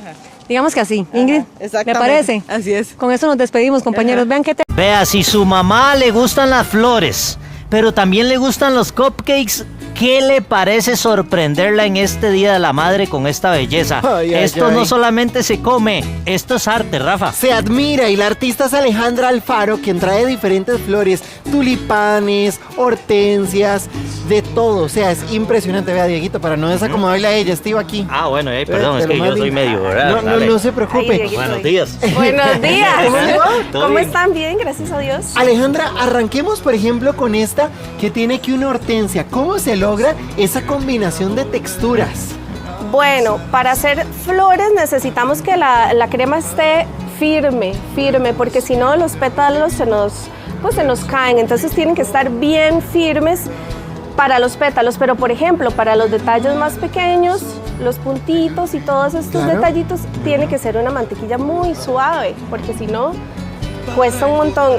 Entonces, bueno, es eso, conocer qué textura ocupamos para cada parte de la flor. Todas son diferentes. Usted lo hace, Ale, entonces la crema que le pone. Por acá está pétalo Ajá. por pétalo, hacemos las flores. Ahora, ¿cómo se logra? Porque, por ejemplo, aquí hay tulipanes, ¿verdad? Ajá.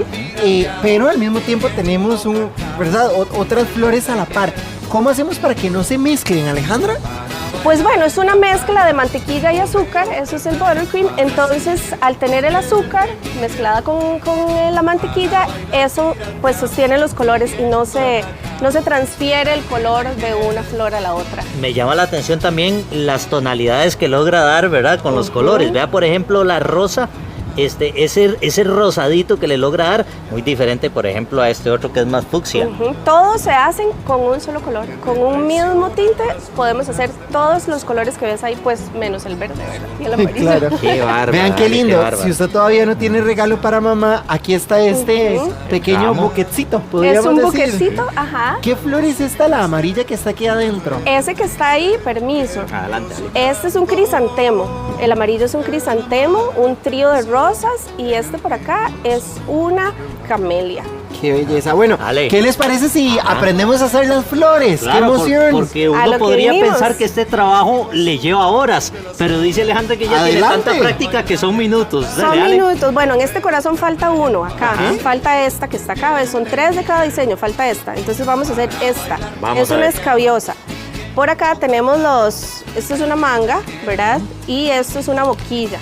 Entonces, para hacer que el tono que te gusta tanto, Rafa, que tiene Dos colores. dos colores, lo hacemos así. Es rosada claro, ¿verdad? Entonces vamos a tomar este color, que es más oscuro, y lo ponemos en la boquilla. La boquilla tiene dos lados, uno más ancho y uno más delgadito.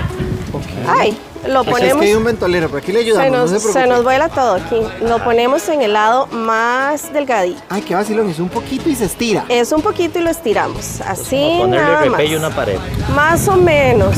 Ay, vamos ahora a tomar de este. Suficiente. Ese sí es bastante. Esto es bastante. Qué sí, rico, porque Ale, eso parece helado. Helado. quieren comérselo a cucharadas. Qué rico, sí. Se dan ganas, total. Entonces, ven, queda así. Ok. Vea. Entonces, tiene que estar bien tallado. Si Ok. no, el pétalo nos sale todo flojillo y se nos cae. No, de libre. Ok, vamos a ver cómo va a salir. Ponemos acá una prueba. ¿Ven cómo sale? Por acá. Ay, precioso. Salen los dos colores. Sí, ya queda listo, ¿no? Ya queda listo. Entonces, ahora sí, empezamos. Y hay que mover la mano, la muñeca. 1, Pues yo puedo probar esto. 2, 3. Qué delicia. Listo, esa es la primera parte. Y ahora hacemos arriba. Y ven cómo va saliendo. Como en zigzag, ¿vale? Hay que moverlo, depende del pétalo, sí. ¿De cuánto tiempo le llevó a usted a aprender a hacer eso así, no? ¿Qué espectáculo? ¿Y ahora qué sigue? En un minuto. En un minuto, ¿viste? Y ahora sí. Ahora puntitos. siguen todos los detalles, todos los detalles. Las hojas, bueno, las hojas no son todas de un solo verde, entonces eso es lo que yo hago. Yo mezclo un montón de verdes para que la hoja nos salga pues, más natural, que se vea más natural. Parezca el surquí. Esto es como un piquito. Las hojas, la boquilla que hacen las hojas es como un piquito. Entonces ponemos el piquito como dentro, lo más dentro, y empujamos. Ah, ok. Pero no se nos mezclan los colores, qué interesante. No se mezcla nada. Y podemos poner más hojitas como queramos. Vea, si usted quiere, le puede preguntar a Ale aquí en nuestro Facebook todas las preguntas que tenga para que le haga mamá el jardín tan precioso de este. Vamos a cambiarlo. Okay. ¿Qué va a hacer ahora? Vamos a poner esta. Tiene un montón de huequitos en el centro para hacer el centro. Exacto. Para el Día de la Madre, ¿verdad? Pero vea qué belleza. Un montón, un montón, un montón, un montón, un montón. Vea. Qué lindo. Todos esto, el secreto de esto son los detalles. Entre más detalles, más vos pongas atención a las flores reales y vengas a plasmarlos, más bonitos se van a ver. Sí, porque se ve más natural. Ajá. Qué lindo. Y hacemos un montón. Yo le pongo por aquí arriba. Ahí está el polen. Estos son, exacto. Se llevan las abejas. Muy bien. ¿Vio? Eso. Ahí está. Se ve preciosísimo.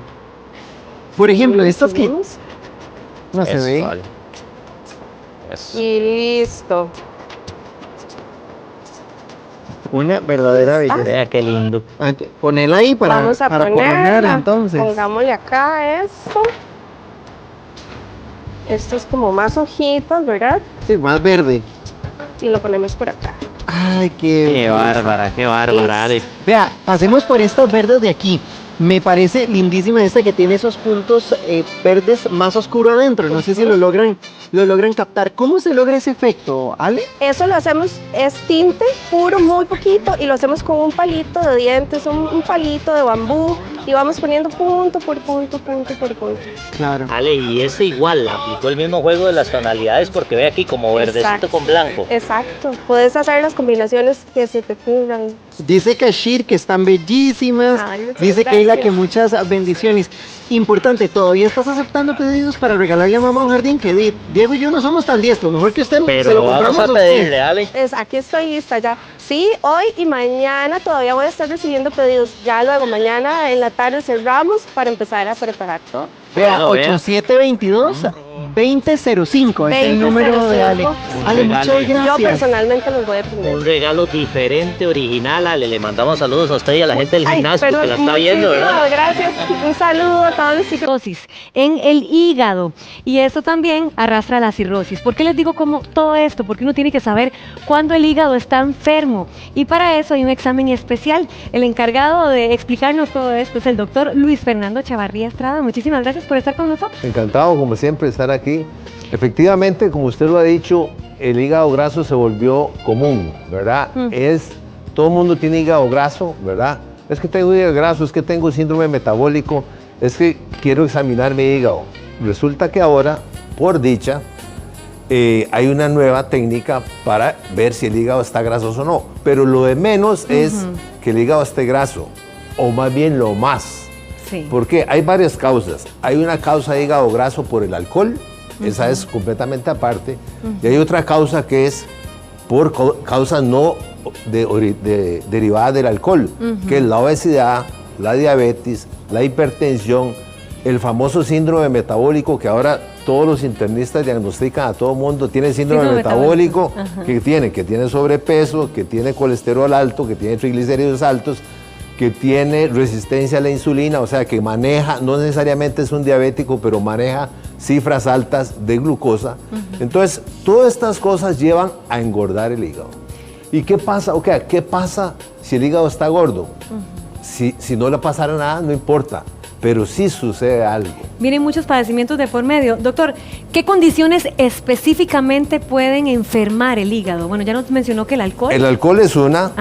Los que no son derivados de alcohol es la obesidad, la hipertensión, la diabetes, el consumo de esteroides en forma crónica, ¿verdad? Medicamentos que se toman, los antivirales o los retrovirales que toman los pacientes portadores del HIV, también producen hígado graso. Pero ¿cuál es el meollo de saber si el hígado está graso o no? ¿Qué es lo que le sucede a un hígado graso? Ese hígado, con el tiempo, ahí tenemos un hígado. El hígado está del lado derecho, para que todo el mundo se acuerde.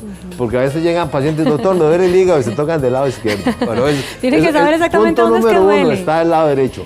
Pero ninguna de estas cosas que estamos hablando produce dolor a ese nivel. ¿Qué es lo que produce el hígado graso? El hígado graso, las células, los hepatocitos, se llenan de grasa, se inflan. Y al inflarse y hacerse grande el hígado, destruye la célula hepática o produce un efecto inflamatorio crónico. Entonces el cuerpo se defiende ante ese proceso inflamatorio crónico y comienza a cicatrizar ese proceso inflamatorio. Entonces al producir la cicatrización se produce una fibrosis, o sea que el hígado se fibrosa, se pone como un cartón, duro. pierde su tejido normal, entonces pierde su función. Doctor, ¿cuáles serían estos síntomas del hígado graso? ¿Qué es lo primero que siente una persona? En realidad el hígado graso no produce ningún síntoma, porque se engordó, o sea, una persona obesa no siente nada. Sí. A los años se le dañan las rodillas, el hombro, las articulaciones, se le sube la presión. En un instante no produce nada, pero por eso es importantísimo llegar y examinar a la gente que se sospecha que tiene hígado graso. O una vez que se hizo el diagnóstico de hígado graso, que normalmente se hace por la ecografía convencional, ¿verdad? Por sonido de uno en forma subjetiva, puede decir si el hígado no está grasoso, está levemente grasoso, está moderadamente grasoso o está muy grasoso, severamente grasoso. Entonces, una vez que está así, uno tiene una forma, ya no de forma subjetiva, sino una forma objetiva de medir si verdaderamente tiene grasa y si pasó la gran barrera. ¿Qué es lo que hablamos de la gran barrera? Es cuando el hígado deja de ser graso y empieza a fibrosarse, empieza a cicatrizarse, entonces aquí es donde empieza una cirrosis, que es lo que la gente llama cirrosis. Y ya eso no es reversible. Doctor, Ale nos dice, desde anoche empecé con un dolor del lado derecho por debajo de la costilla y le irradia hacia la espalda. Dice que tiene mucho dolor y ganas de vomitar. ¿Esto tiene que ver algo con el hígado graso? No, piedras en la vesícula hasta que no se demuestre lo contrario. Ella acaba de describir que es un ataque de vesícula. No tiene que ver nada con el hígado graso porque el hígado graso no duele. ¿Puede un hígado sano pasar a estar completamente enfermo en un periodo de tiempo muy corto? No, esto lleva un tiempo. Por eso es la importancia de este examen. La importancia de este examen es, se sospecha que tiene hígado graso, o en un ultrasonido le dijeron que tiene hígado graso. ¿Qué tanto tiene hígado graso? O ya brincó la barrera a que el proceso inflamatorio crónico empezó a hacer fibrosis en el hígado y se convirtió en una cirrosis. Antes la única forma de saber si un hígado tenía una fibrosis era haciendo una biopsia. Sí. Pero la biopsia es un proceso invasivo. Dichosamente, en los últimos 4 o 5 años, tenemos una nueva técnica que se llama elastografía hepática. ¿Eso en qué consiste? Como la palabra lo dice, elasto. Los tejidos tienen cierta elasticidad de expansión.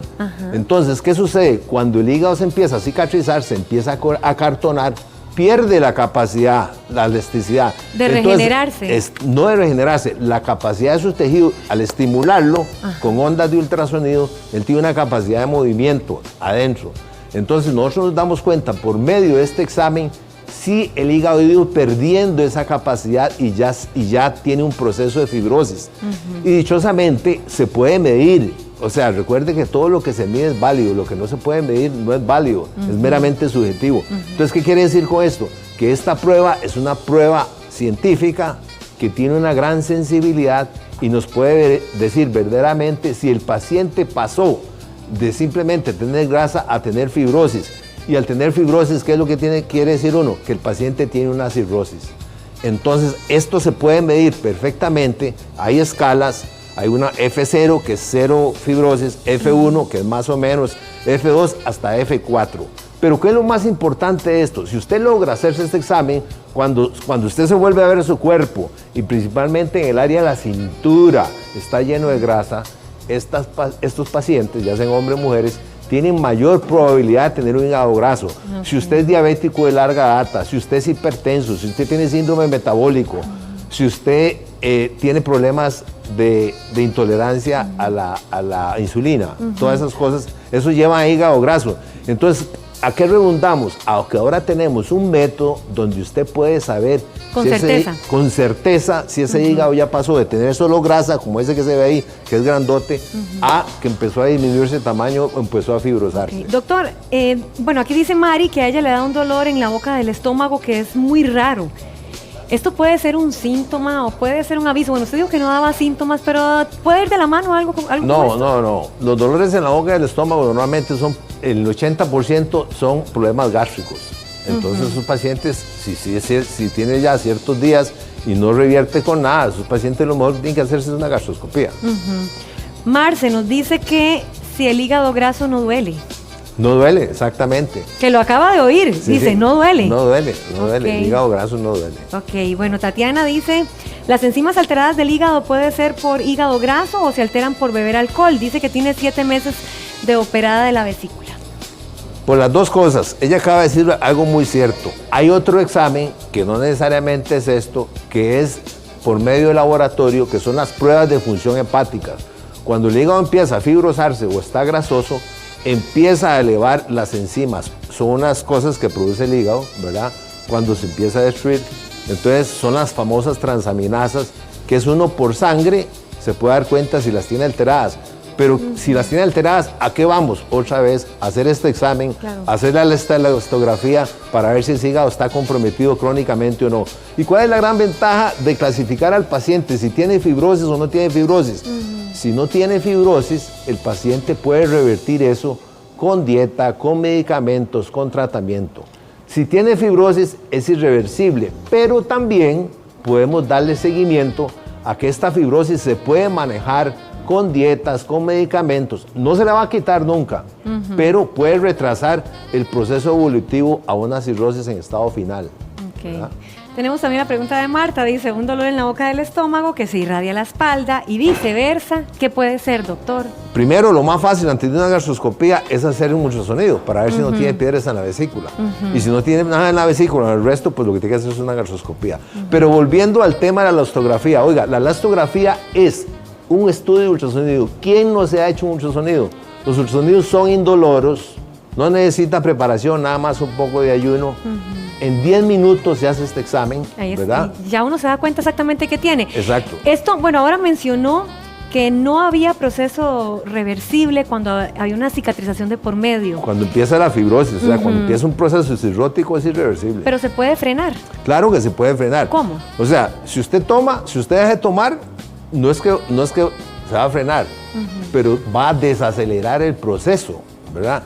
Si usted es un obeso y empezó con una cirrosis, si usted baja de peso, si usted maneja bien su azúcar, si usted maneja bien su hipertensión, el proceso o la aceleración de la fibrosis se va a ir deteniendo y puede vivir bastantes años. Perfecto. ¿Verdad? Bueno, ahí están todas las recomendaciones del doctor. Muchísimas gracias por acompañarnos. Un gusto tenerlo para acá. Vamos a la orden. Las personas en sillas de ruedas muchas veces no tienen opciones factibles para poder transportarse. La buena noticia es que ya existen diferentes alternativas que les podrían ayudar a trasladarse a diferentes lugares.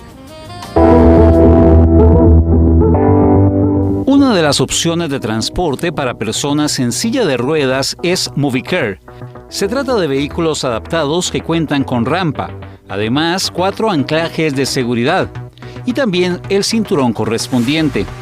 Tiempo atrás, un familiar del fundador pasó a ser usuaria de silla de ruedas, situación que le hizo ver lo complicado de encontrar un transporte adecuado. De allí nació el emprendimiento.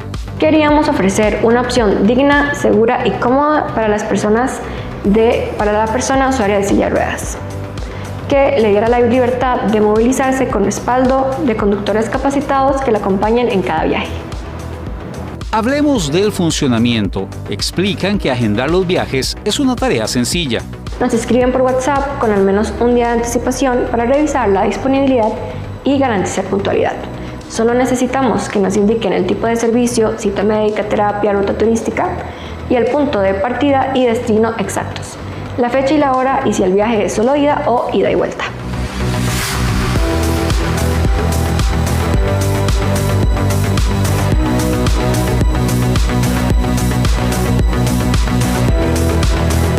En Movicare comentan que los vehículos cuentan con certificaciones internacionales y que se esmeran en una atención personalizada, así como en rigurosos protocolos de seguridad. Trabajan principalmente en el área metropolitana, aunque también tienen rutas turísticas.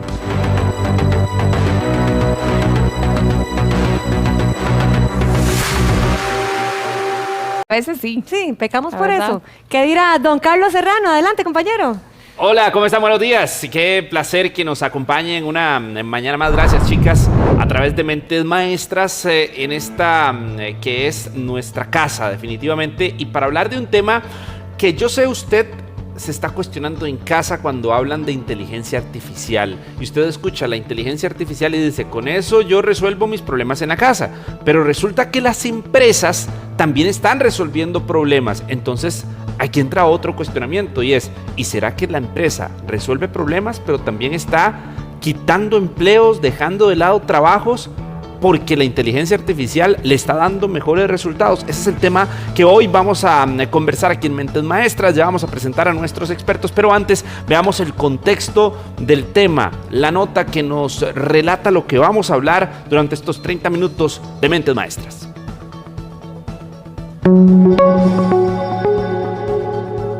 ¿La inteligencia artificial nos quitará el trabajo? Es una de las preguntas que más preocupa a trabajadores y empresas. Mientras algunos hablan de una revolución tecnológica sin precedentes, otros advierten sobre el riesgo de perder miles de empleos en los próximos años. La inteligencia artificial ya forma parte de la vida diaria. Redacta documentos, crea imágenes, analiza información, traduce idiomas y automatiza procesos. Esa evolución ha despertado una preocupación, pero también expectativas sobre el futuro del mercado laboral.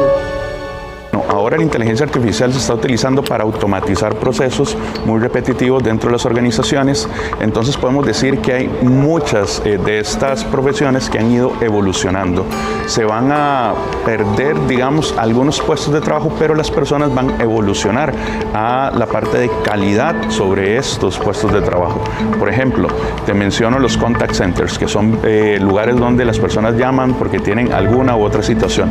Ya se ha evolucionado estos procesos a utilizar bots de inteligencia artificial para responder como de primera línea, pero también hay supervisión humana. Se entrenan también a las personas o se capacitan para poder hacer el control de calidad de esta inteligencia artificial. Organismos internacionales coinciden en que el mayor impacto no será únicamente la desaparición de algunos puestos, sino la transformación de muchas ocupaciones. Habrá trabajos que cambiarán por completo y otros que requerirán aprender nuevas competencias para mantenerse vigentes. Tengo que seguir capacitándome en temas de inteligencia artificial, en análisis de datos, en desarrollo de inteligencia artificial y también en la supervisión de la calidad de los algoritmos con los que se están desarrollando inteligencia artificial. Hay muchas carreras que están saliendo hoy día, la parte de supervisión ética en el desarrollo de la inteligencia artificial, que las personas no le tengan miedo a la inteligencia artificial, que se capaciten, que no crean que eso no es para mí porque ya soy una persona que está entrando a una edad de adulto mayor o que tengo más de 40 y esto no me pertenece. Tienen que entrar en esta ola del aprendizaje de la inteligencia artificial para que sigan siendo productivos y atractivos para las diferentes industrias. Algo muy importante, Costa Rica es el país número 1 a nivel latinoamericano en la adopción de la inteligencia artificial, de acuerdo a un estudio que hizo Microsoft en 2023-2024. Más que preguntarse si la inteligencia artificial eliminará los empleos, el reto será determinar quiénes estarán preparados para trabajar junto a ella y aprovechar las oportunidades que traerá esta nueva era tecnológica.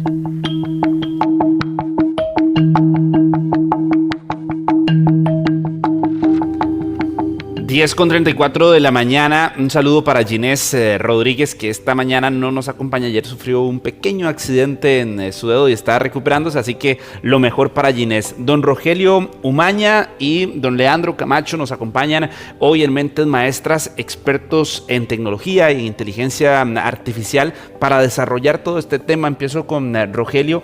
¿Cómo le podemos explicar a la gente que está en casa que se preocupa por la inteligencia artificial antes que beneficiarse mucho, sino que nada más dicen, uy, es que estoy pendiente y qué pasa si me quitan mi trabajo, y es que mi trabajo sí puede hacerse con inteligencia artificial. ¿Qué le podemos responder, Rogelio? Buenos días y gracias por acompañarnos. Muchas gracias por la invitación, Carlos. Leandro, un gusto volverte a ver.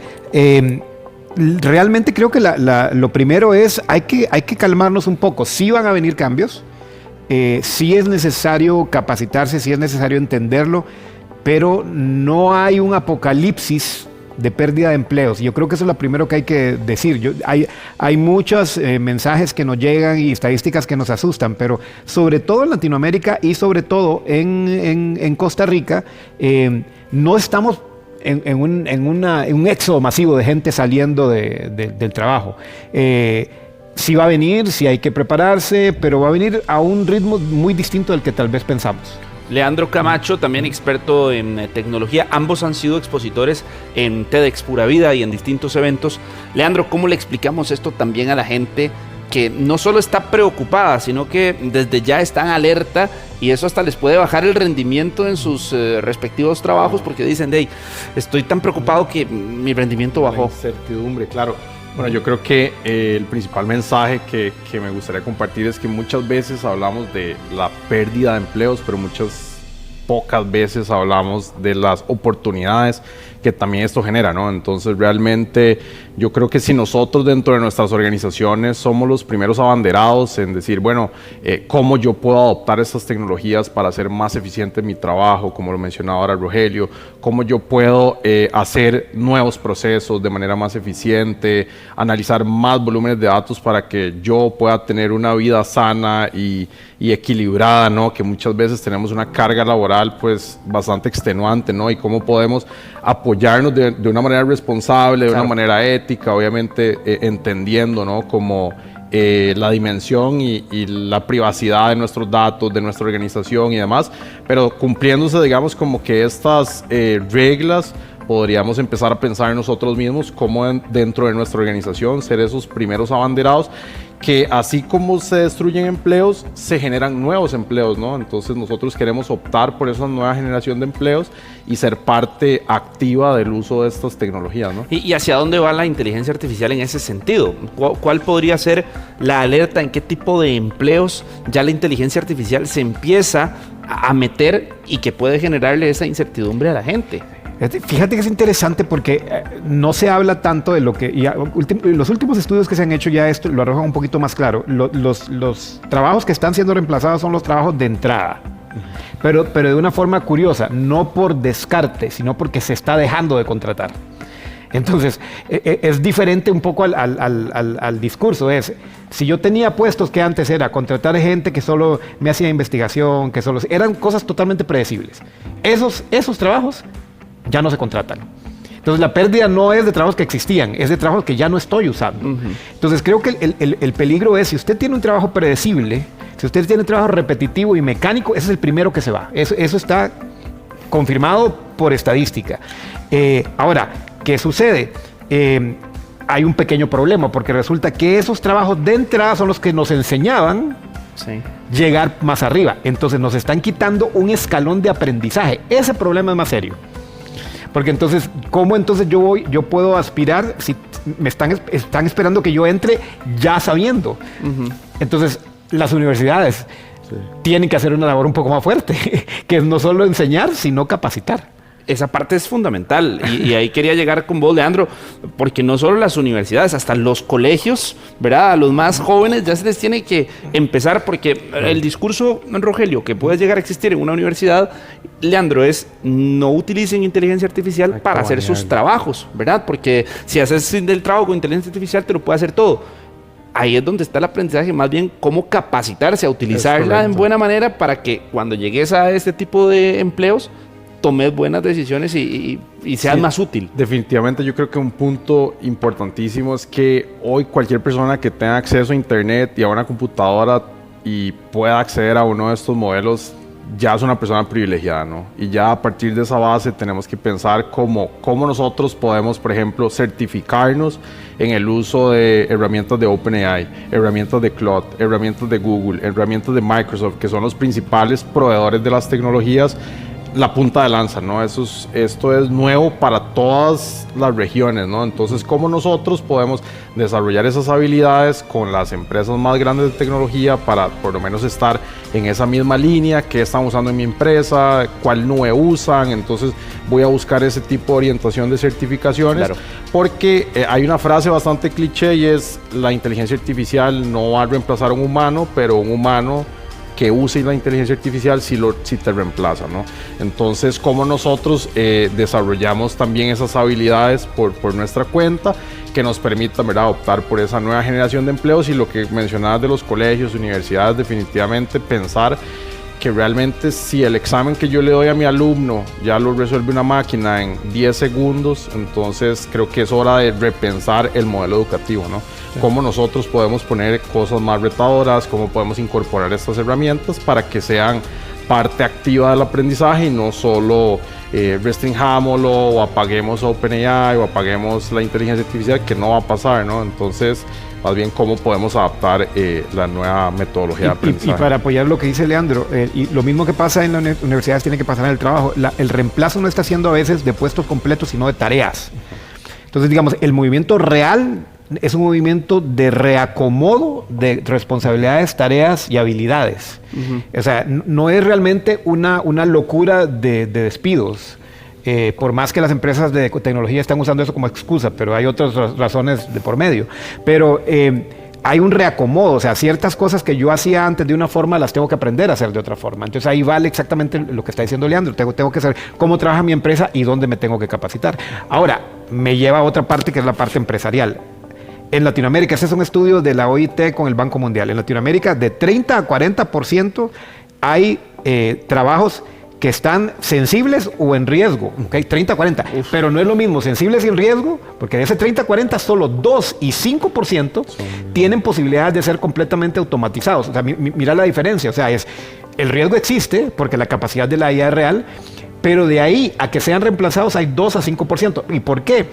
Porque 17 millones de esos trabajos no tienen las condiciones de organización, digitalización de las empresas. Entonces, la IA no reemplaza sola, tiene que haber un sistema de reemplazo. La empresa, para poder reemplazar, tiene que cambiar procesos, tiene que hacer un montón de cosas. Entonces, eso es un poco para tranquilizarnos, pero también para hacer un llamado a las empresas que necesitan hacer cambios. Pero eso es tranquilizar en el presente, o también se puede llegar a tranquilizar pensando a futuro. Porque si las empresas se empiezan a dar cuenta y a entender los procesos de que si tenés mejores sistemas y que una mejor organización tecnológica en tu empresa puede permitir que en 10 años te ahorres mucho dinero en la planilla que se paga mes a mes, puede llegar a ser un tema a futuro. Puede llegar a ser un tema a futuro, pero estás dando rangos realistas. O sea, el problema es que las empresas tienen que tener un proceso de transformación digital que muchas empezaron, pero no pensando en esto.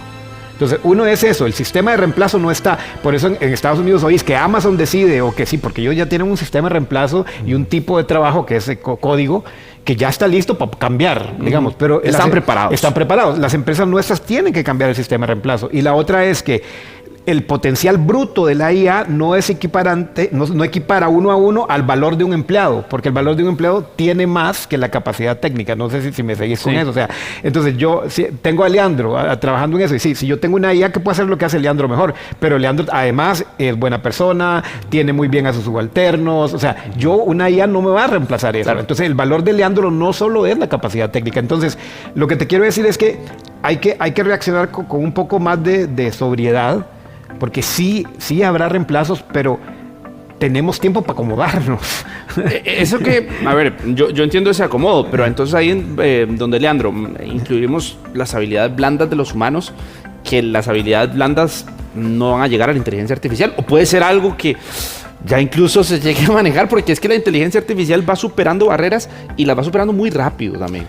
Bueno, actualmente lo que hace una inteligencia artificial es simular la identificación, digamos, de si usted está enojado, si no está enojado, o simular que hizo una carcajada cuando hablo con el interfaz de voz, claro, o cosas cada vez vamos viendo más naturales que parecen como sentimiento humano, pero obviamente son datos que al final creo que nos llega a un buen punto, ¿no? Que realmente esa transformación o esta explosión de modelos de inteligencia artificial se da mucho debido al auge de las redes sociales, la gran cantidad de volúmenes de datos que se van generando que permiten entrenar estos modelos, ¿no? Entonces, también con esta evolución de los trabajos, habilidades blandas, habilidades también inclusive de cómo vamos a procesar cientos de miles de millones de datos, entonces también van surgiendo esos nuevos empleos, ¿no? Que por ahí hay un estudio del Foro Económico Mundial que para el 2030 ellos estiman que se van a desaparecer más de 90 millones de empleos,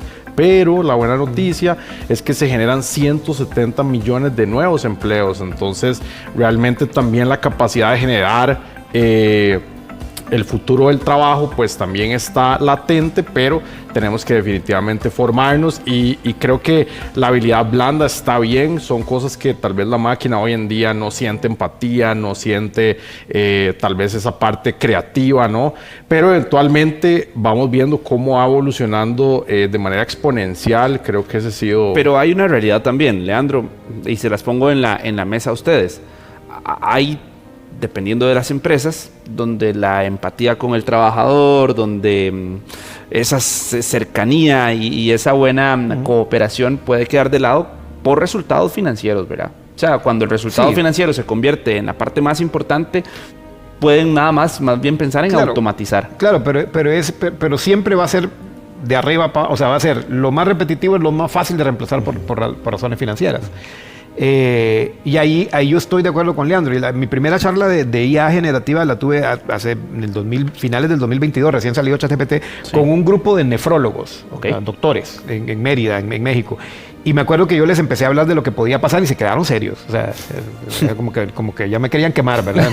Pero se acercó uno al final y me dice, no, ¿sabes qué?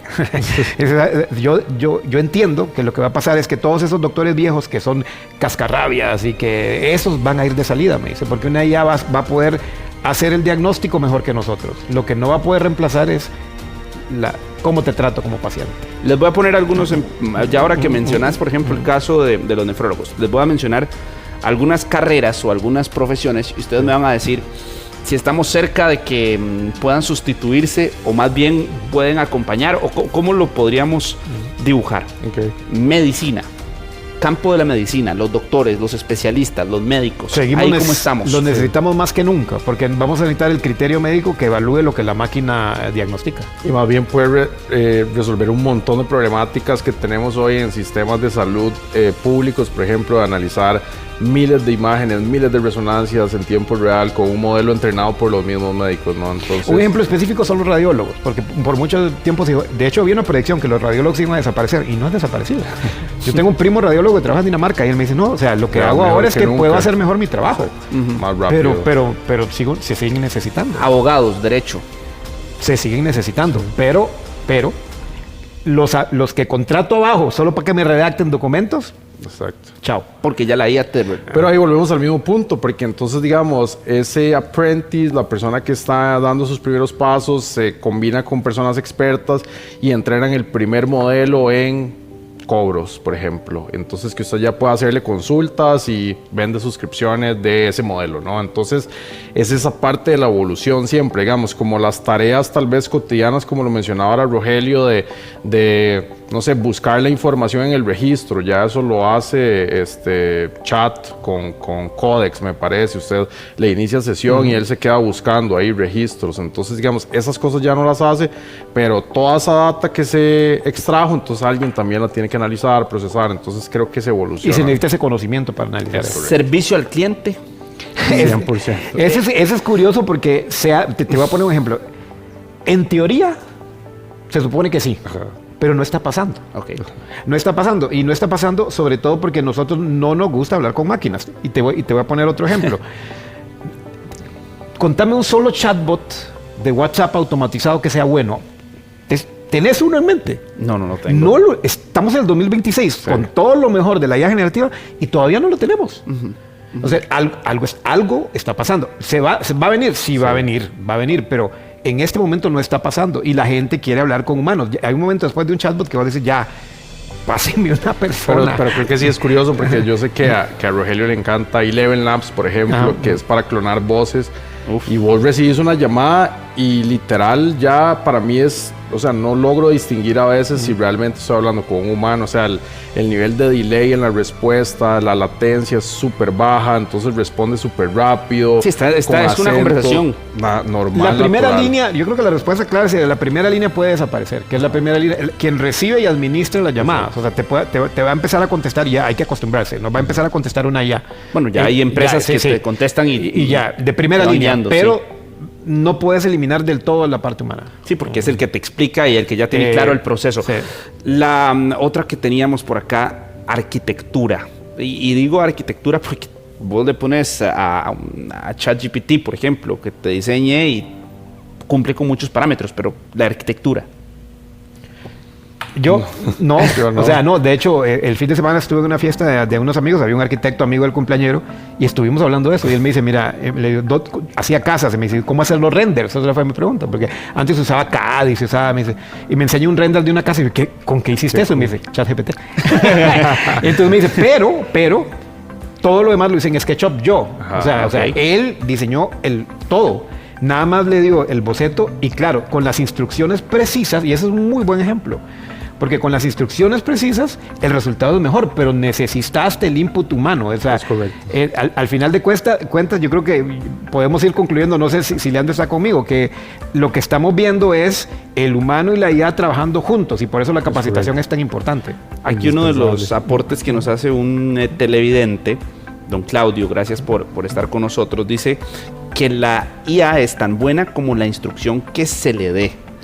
¿Cuánta importancia, ya saliéndonos de estas carreras que les mencionaba, de que sí, que se le instruya bien a la inteligencia artificial para poder cumplir con lo que se quiere realmente? Es la clave esencial, digamos, para que un modelo te responda bien, y ahora Rogelio lo mencionaba, no es lo mismo que yo le diga, hágame una aplicación para reservar tours, a que yo le diga, hágame una aplicación con tal lenguaje de programación, que tenga tales partes visuales, tales botones, que el backend esté distribuido, ¿no? Entonces, así, toda la explicación que tú le des, pues va a ser mejor el output, y también inclusive ya hay temas hasta de formato, digamos, JSON, en el que es un formato de código en el cual tú le das el prompt y es cada vez más específico, ¿no? Entonces, realmente es parte de, digamos, del entrenamiento de los modelos o de hacerle consulta, digamos, a este tipo de modelos, pero también lo puedes usar ya de manera más profunda, digamos, integrando los credenciales del modelo, etcétera, ¿no? Entonces,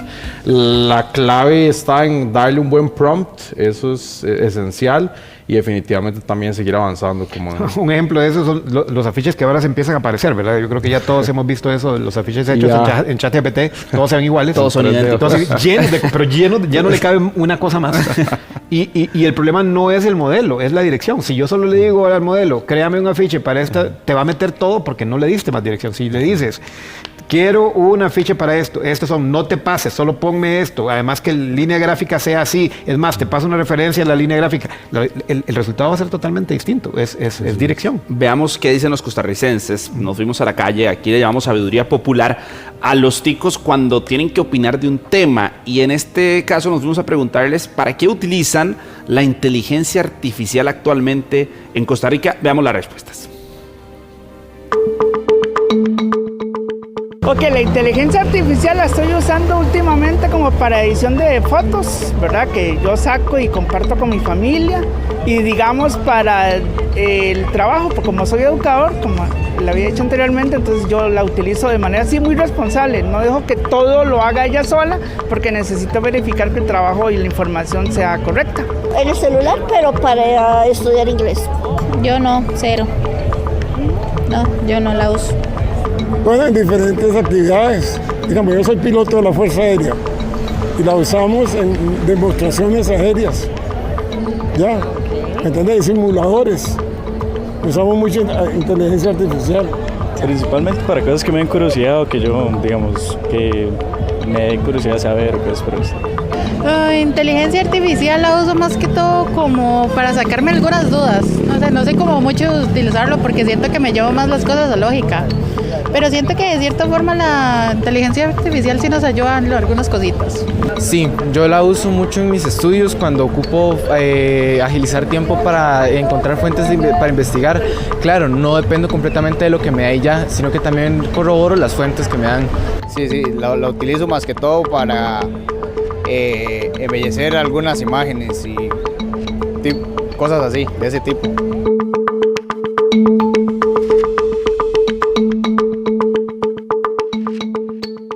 Me llama la atención definitivamente la respuesta de los costarricenses. Sí. ¿Qué les parece a ustedes? Porque aquí decía otro de los expertos a los que consultábamos que Costa Rica a nivel latinoamericano está dentro de los primeros lugares en la utilización de la inteligencia artificial según distintos estudios que se han hecho. Pero ¿realmente está preparado nuestro país para dar pasos más grandes en estos cambios hacia una mayor inteligencia artificial en el día a día? Sí, hay que ver de dónde salen. Yo he escuchado la estadística, me parece llamativa. Hay que ver de dónde sale y qué está midiendo. Porque una cosa es que usar ChatGPT de vez en cuando, o Gemini, o Claude, o lo que sea. Y la otra es que lo uses activamente.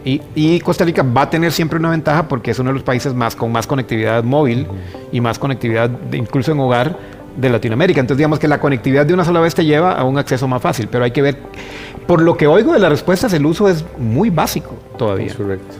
Sí, yo creo que hay un punto clave en el uso de la inteligencia artificial, es que podemos hacer un uso activo o un uso pasivo, ¿no? Un uso pasivo es que editemos una imagen, que le preguntemos por lugares o que me ayude a generar un texto, etc. Y un uso activo es más, yo estoy desarrollando una tecnología que hace el uso de la inteligencia artificial para analizar una operación, por ejemplo. Ahorita se me viene acá a la mente un cliente que maneja operaciones en tierra, aerolíneas, y se analiza en tiempo real, busca la información un agente para determinar si va a haber tiempo de que aterrice un avión o no, o cuánto personal vamos a necesitar para esta cantidad de vuelos, ¿no? Entonces se crea una herramienta con la que vos puedes agregarle valor a una compañía desde esta tecnología, ¿no? Entonces no es nada más preguntarle a chat, sino que ya vamos un paso más allá y empezamos a construir soluciones utilizando estas herramientas. Entonces tenemos como esas dos modalidades. De hecho, si uno va a profundidad, por ejemplo, con chat, tú puedes usar el chat normal de descarga o puedes integrar ya la documentación técnica del producto y usarlo en diferentes procesos de tu aplicativo para que ejecute A, B, C, X, Y, Z funciones, ¿no? Entonces,